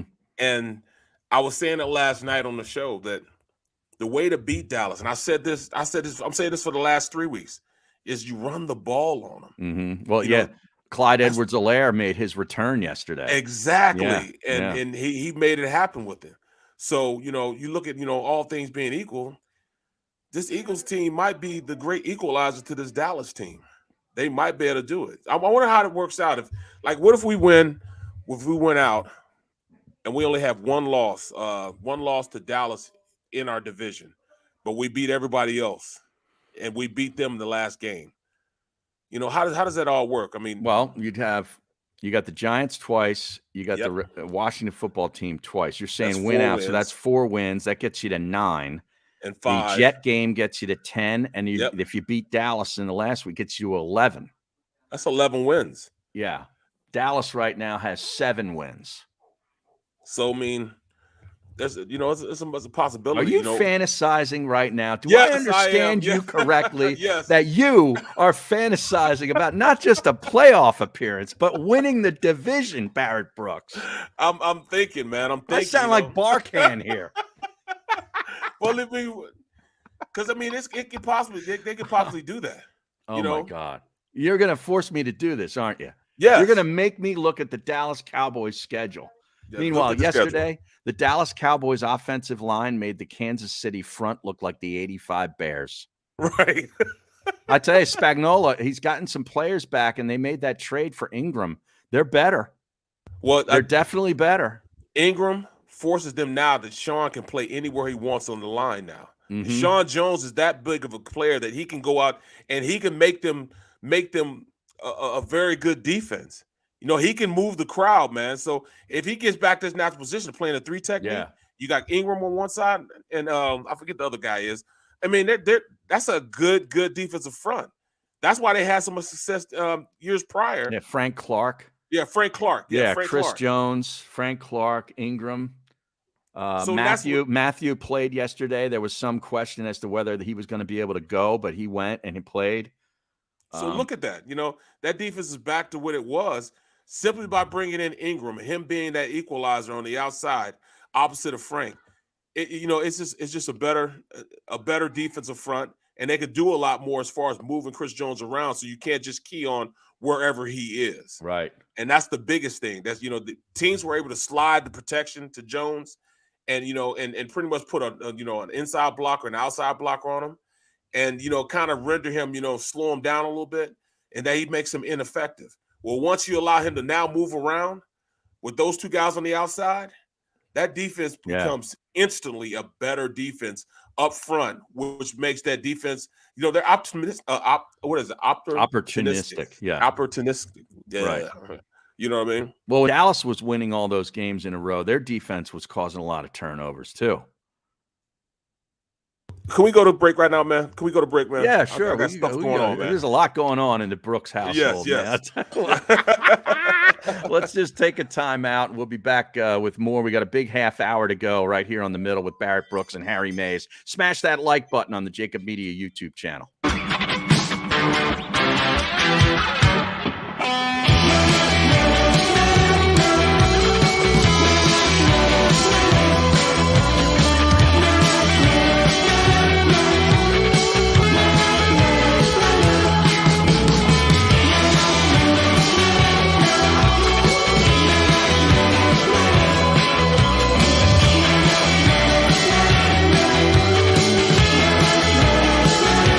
At Stateside Vodka, every new customer gets the world's best rocks glass, free. What's that? A rocks glass? You're telling me that bottle is cut in half? You could say that. Holy shit. And you're telling me I can get one of these glasses for free? That's right. One free rocks glass per customer with each first-time purchase of Stateside Vodka. So good, it just disappears.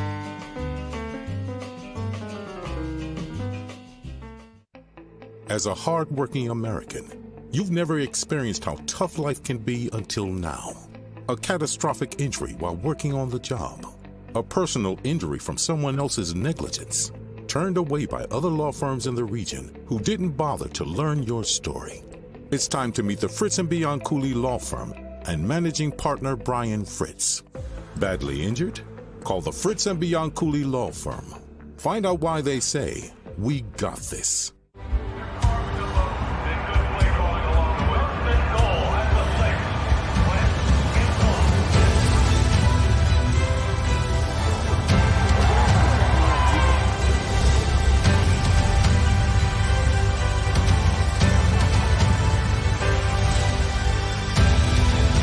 Field of life, First Trust Bank is there for you. Champions on 3. 1, 2, 3. Because Philadelphia dreams deserve a Philadelphia bank. The savoring taste of a good bag of beef jerky is so enjoyable at any time of the day, as long as you can find it. Here's what we suggest. Pure Bull beef jerky is our answer, and soon it will be yours. Locally produced in the Philadelphia region, this high-quality, healthy protein snack is easy to secure. Go to steersnacks.com, and you'll see hot garlic, tropical heat, Pure Bull dry rub, and our favorite, Huck and Fod. What's that? Huck and Fod. Go now to steersnacks.com. Go for the midnight dares. Go for the game. Go for the hits. Go for the fans. Go for the win. Go to Ocean Casino Resort. Book your trip at theoceanac.com.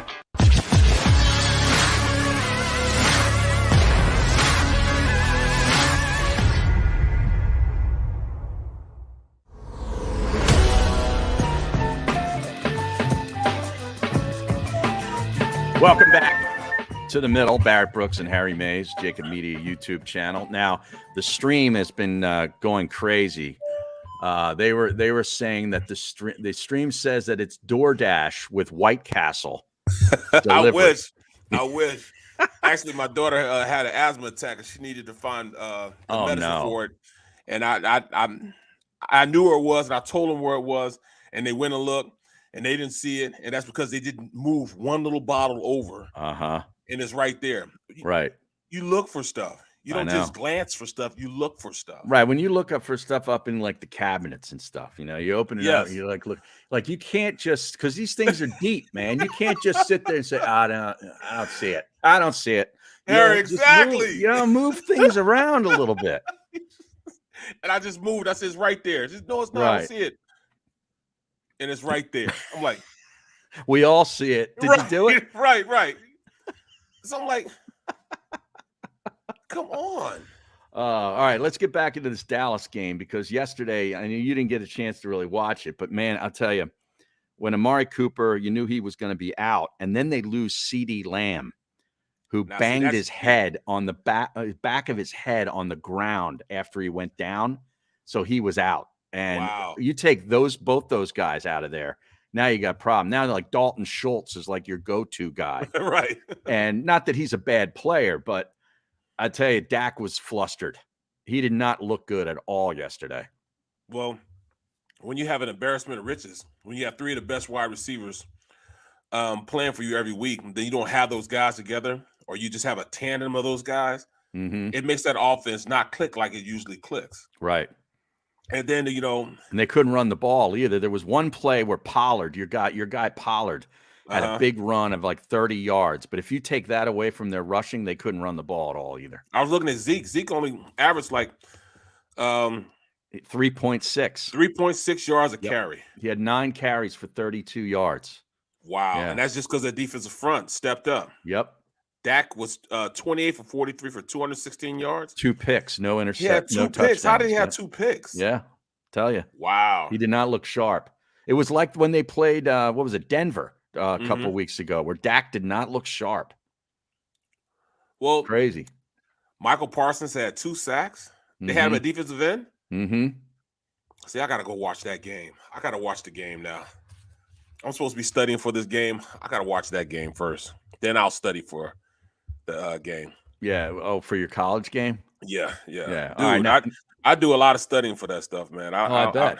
Because, I mean, it's tough because you don't know any of the players, especially these players. Oh, yeah, the FCS? Yes. Yeah. So it's hard, I mean, the game I just did, I had a little bit of advance notice, so I spent about a week and a half studying for it. I got until Friday to really deep dive into it. You know what I mean? I don't know any of the coaches or anything else about them. I mean, you didn't even know there was a UT Martin. No.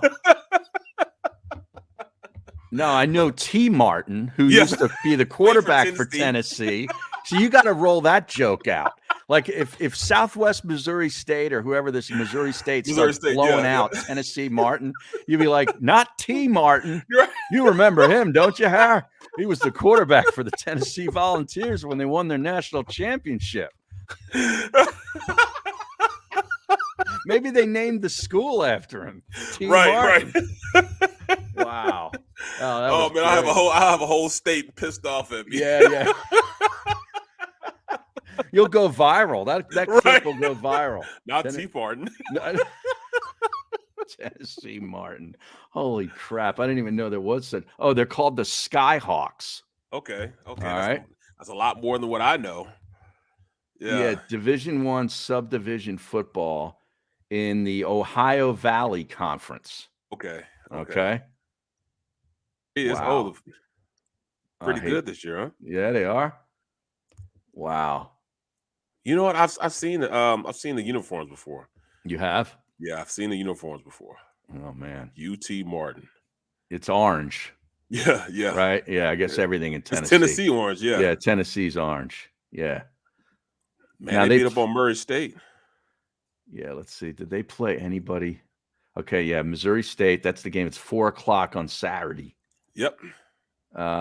Boy, did they play any?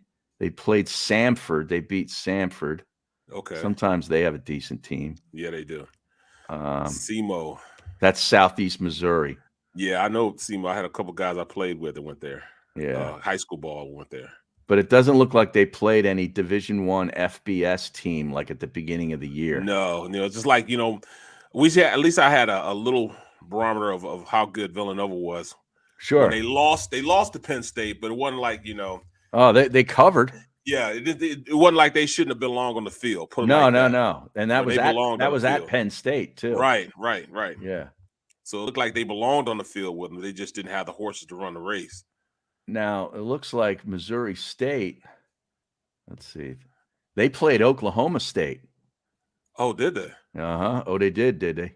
Yeah, they did. And they actually gave them a pretty good game on September the 4th. That's the first game of the year. 23-16. Okay. That's actually not bad. Yeah, other than that, playing Northern Iowa.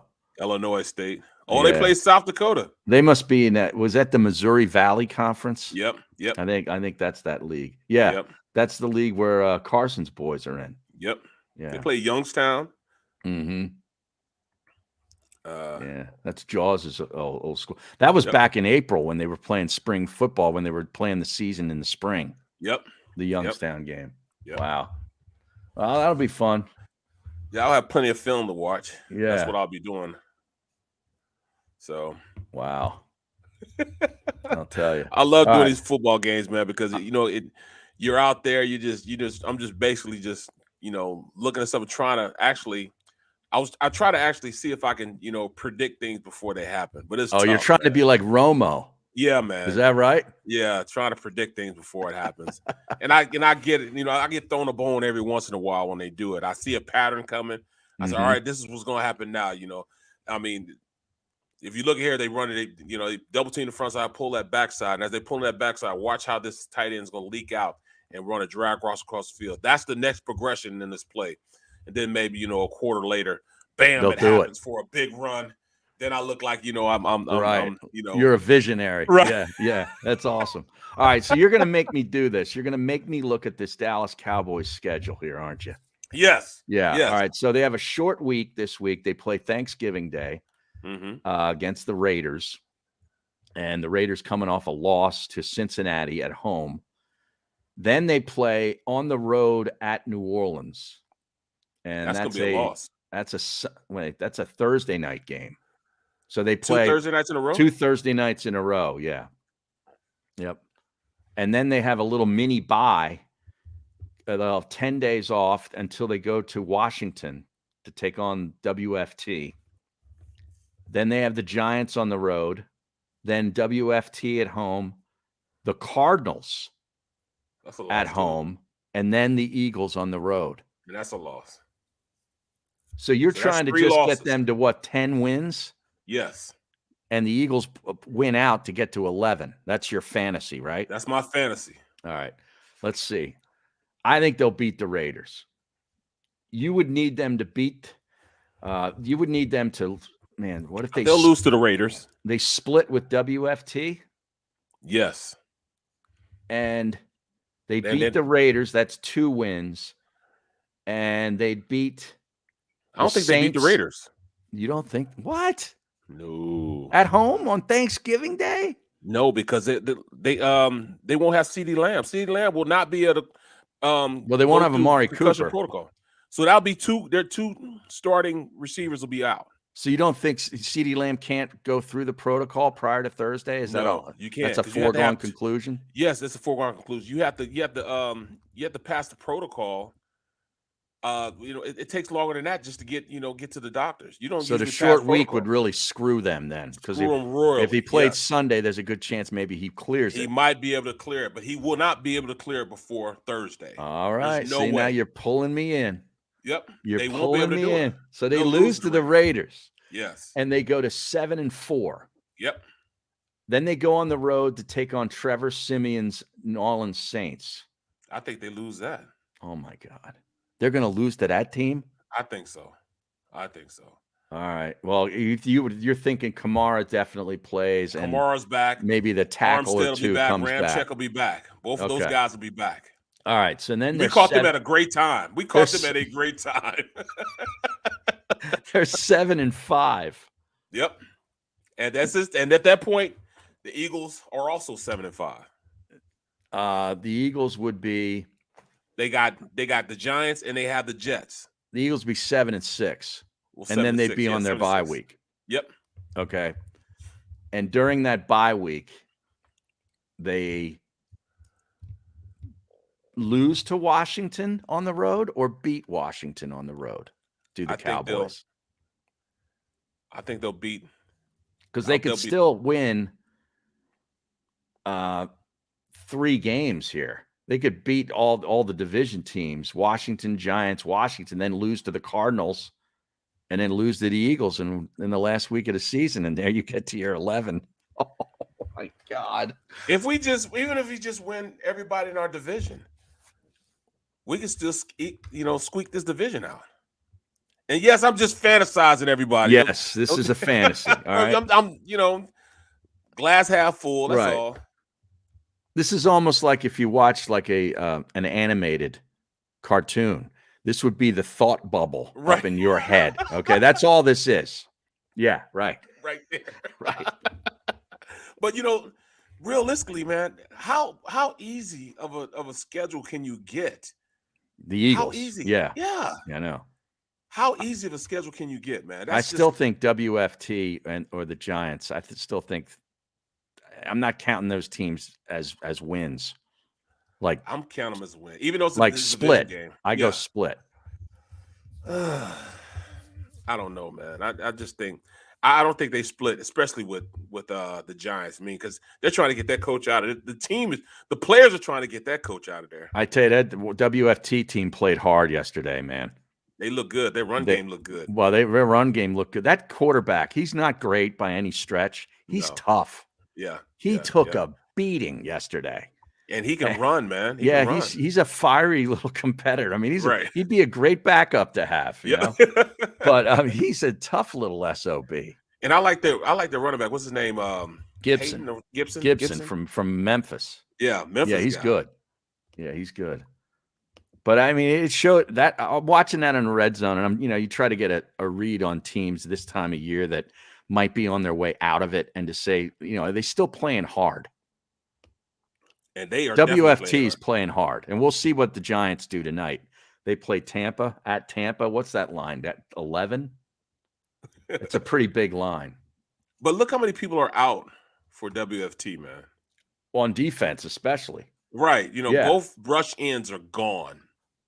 They still have Payne and Allen. The two Alabama guys played a whale of a football game yesterday. Oh, yeah. Payne and Allen. They're the real deal. Payne made a couple of big plays late on Cam Newton, which really closed the game out. I'm trying to see, the Giants are 10.5 point underdogs tonight on DraftKings. Former Eagle Casey Tohill, 7th round draft pick. Oh, Tohill? Playing? Yeah, he's playing for WFT. Yeah, he's playing all right. Yeah. Yep. Wow. Yeah. Another Howie saying, "Look at my guy." Right. There he is. Howie strikes again. He just can't pick well in the first round. Right. You get him some of these other rounds, he does a decent job. Well, that 2018 draft class, though, is looking really good. I mean, they practically extended the whole damn class. Well, of course. Sweat, T.J. Edwards, Mulata, and Maddox was in that draft class. Oh, he was. That's right. Oh, yeah, and Goddard. Wow. And the other guy was Matt Pryor, the offensive lineman who's out starting for Indianapolis right now. Yep. He couldn't play dead here. But he starts for Indianapolis, and I think they kind of like him. Oh, he's been playing well. Yeah. How is that? He had no type of, intestinal fortitude to play tough here. Mm-hmm. He just was like a laissez-faire attitude about everything. Right. In the locker room, he's like, even when he's, out on the field, like, okay, I'll get to it. Right. But he's playing with a passion up there. I guess he need to be with his boy.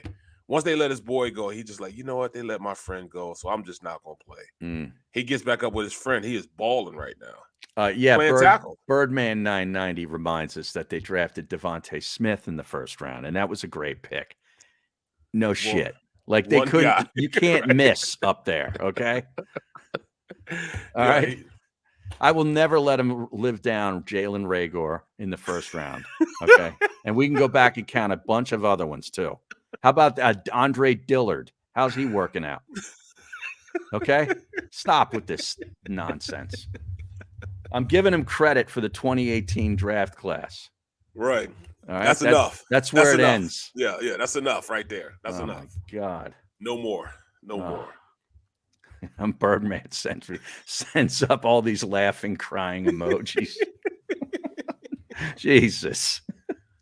That's when you're in the top 10. That's not hit or miss. No, well, they did miss with Carson, but Carson, won the Super Bowl. They didn't miss with him. Is it a miss? It's not a miss. No, not a miss. No. He played well, man. When he was the guy.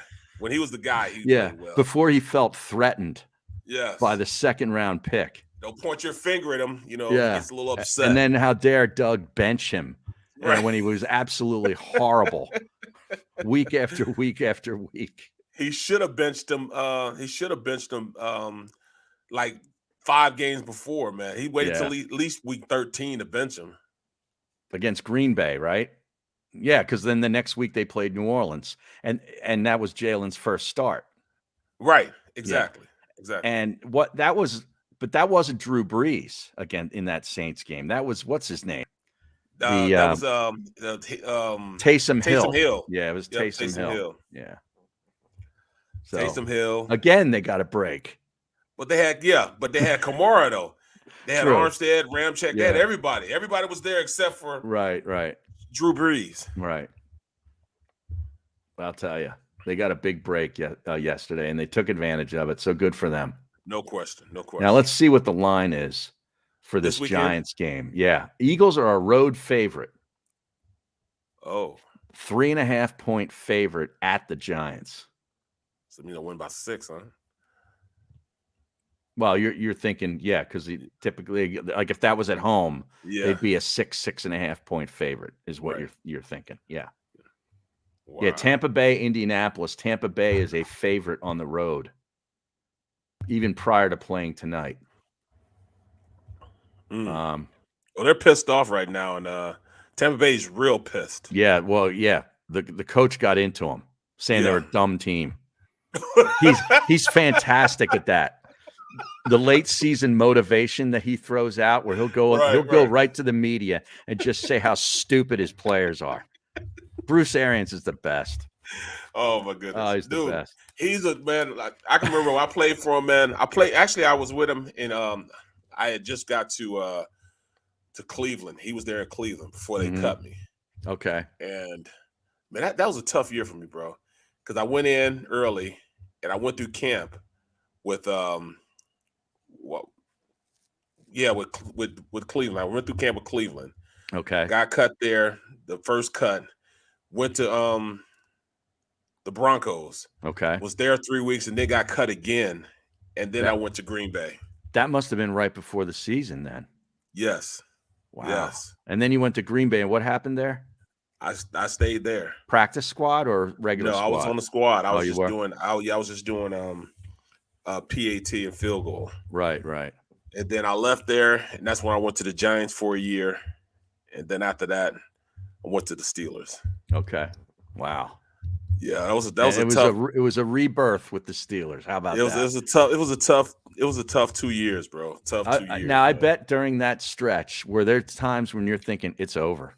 Oh yeah, no question. Right. I'm like, I'm looking for jobs. Right. You're looking to go back to school. I did.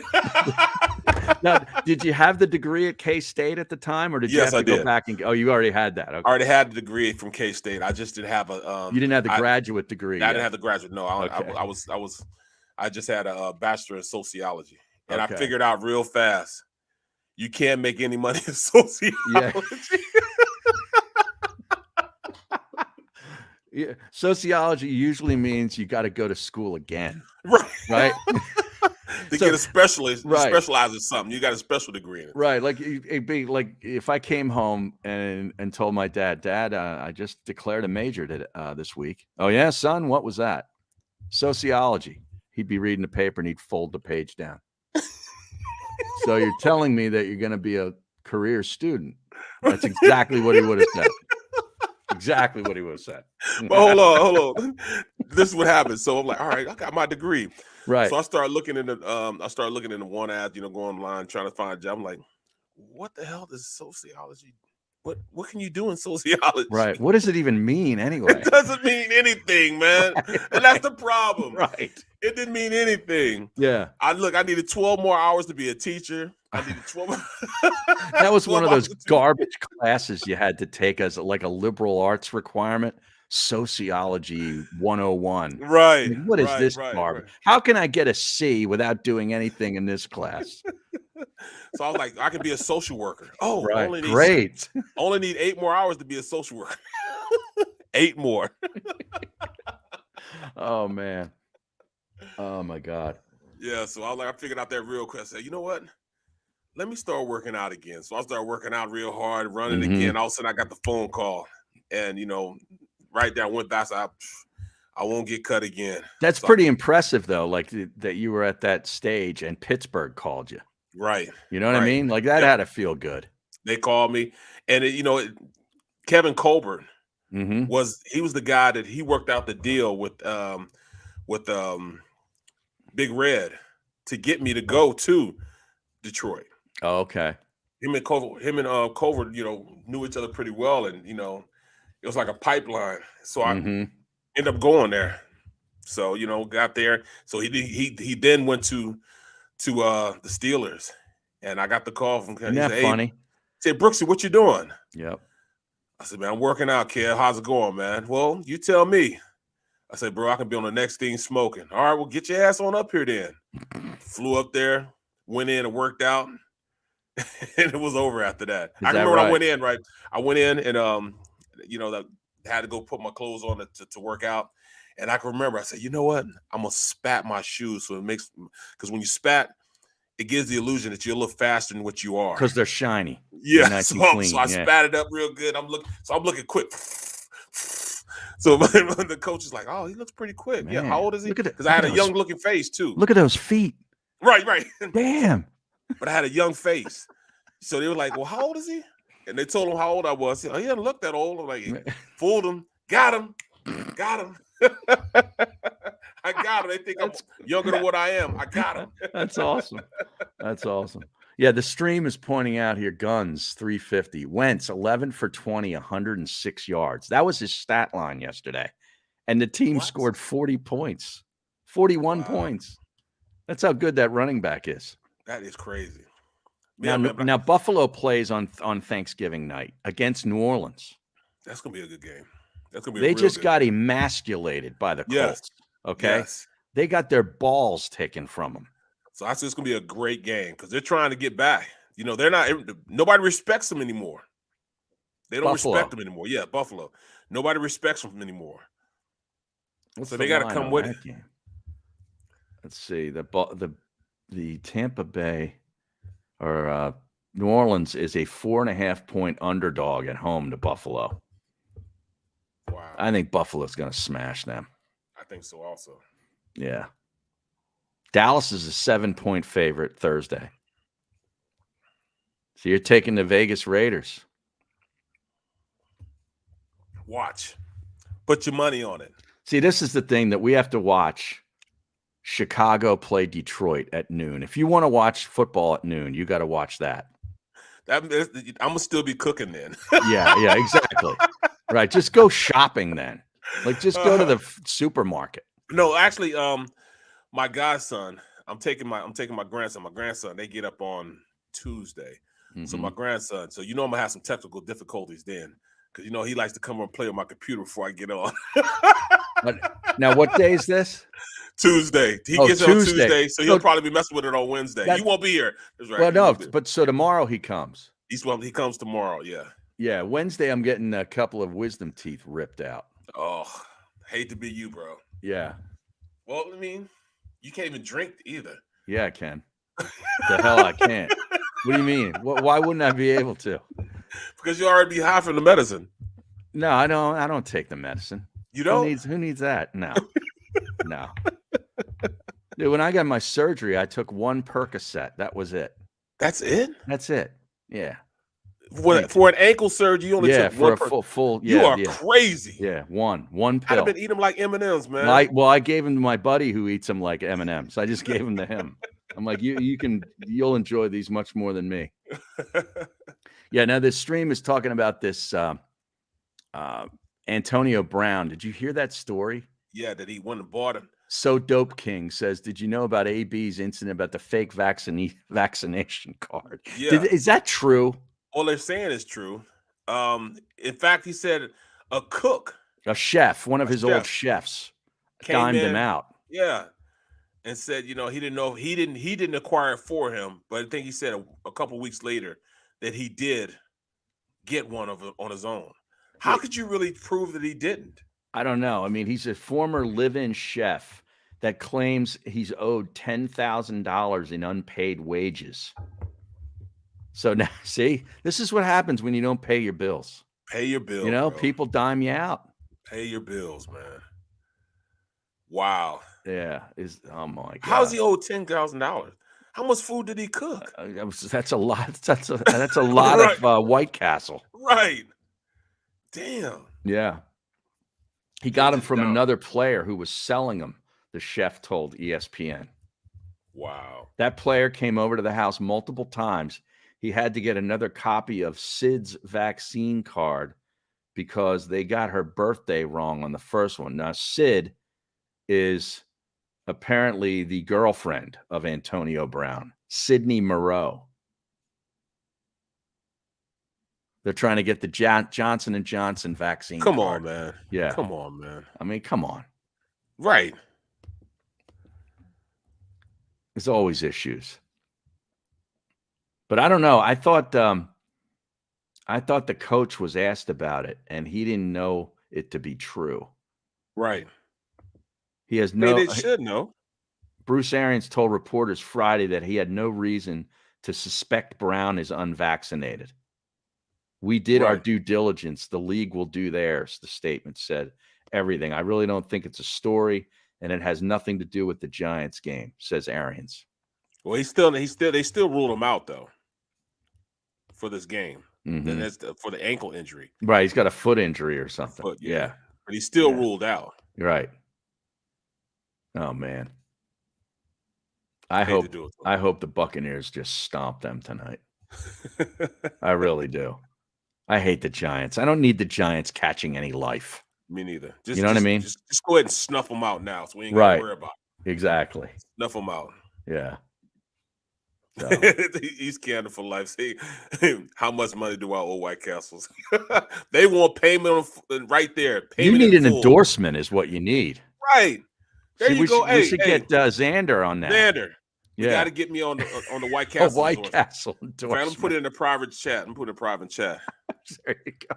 I saw what's in that private chat. You're requesting a case of liquor. Yeah, that too. Oh, it's phenomenal. Yeah, you need another case of what is it? The stateside. The stateside vodka. Yeah. Like they said, holy and then the glass breaks. Oh yeah. Love that commercial. Every time I think about it, man, I think about it, bro. That's phenomenal. Well, I kept on seeing Dr. Rick commercials this weekend, and every time I see him, I think of you. Just laughing your ass off. Oh, look, Xander, before I even put it there, he said, I hear your ass. Yeah. We all hear it. We all hear it. Yeah, we all hear it. Wouldn't that be amazing, though, if I could get a White Castle? They should just send the tapes to him. They should. Because they've gotten so much free publicity and promotion on this show because of you. Exactly. They might open up another one down here in South Jersey because of me. Well, that would be good. We did the investigating. You can't they're not franchised. Oh, they're not. So you can't own one. See, that's terrible, man. I know. That's I BS, agree. Man. That's BS. Because that wouldn't be like going to work for you either.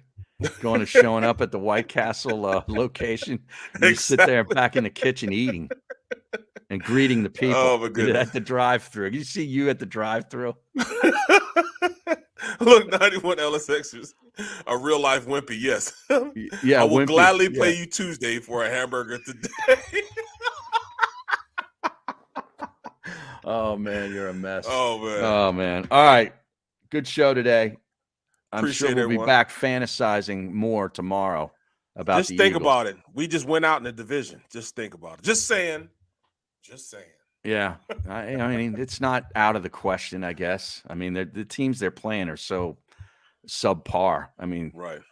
None of the quarterbacks, except for Dak, if he plays, really scare you. Yep. Exactly. All right, that's fair to say. All right, thanks for listening, everybody. Hit that like button. Stay tuned for Cilio later today of a big NFL show from 4 to 6, and Birds 365 tomorrow, and we'll be back tomorrow at 11.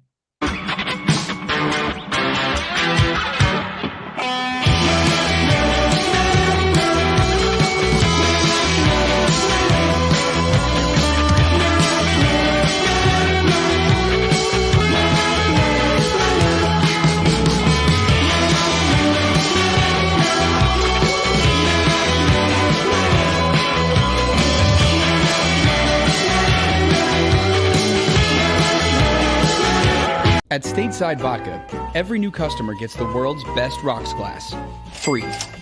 What's that? A rocks glass? You're telling me that bottle is cut in half? You could say that. Holy shit. And you're telling me I can get one of these glasses for free? That's right. One free rocks glass per customer with each first-time purchase of Stateside Vodka. So good, it just disappears.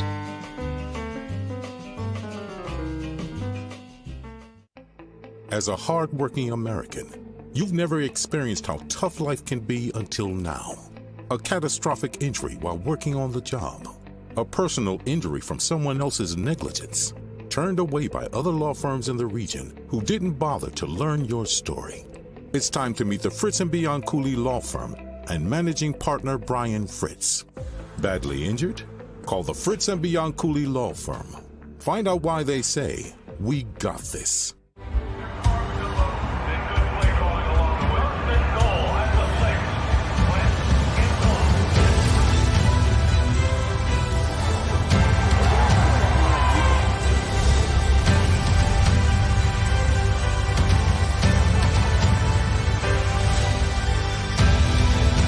Field of life, First Trust Bank is there for you. Champions on 3. 1, 2, 3. Because Philadelphia dreams deserve a Philadelphia bank. The savoring taste of a good bag of beef jerky is so enjoyable at any time of the day, as long as you can find it. Here's what we suggest. Pure Bull Beef Jerky is our answer, and soon it will be yours. Locally produced in the Philadelphia region, this high-quality, healthy protein snack is easy to secure. Go to steersnacks.com, and you'll see hot garlic, tropical heat, Pure Bull dry rub, and our favorite, Huck and Fod. What's that? Huck and Fod. Go now to steersnacks.com. Go for the midnight dares. Go for the game. Go for the hits. Go for the fans. Go for the win. Go to Ocean Casino Resort. Book your trip at theoceanac.com.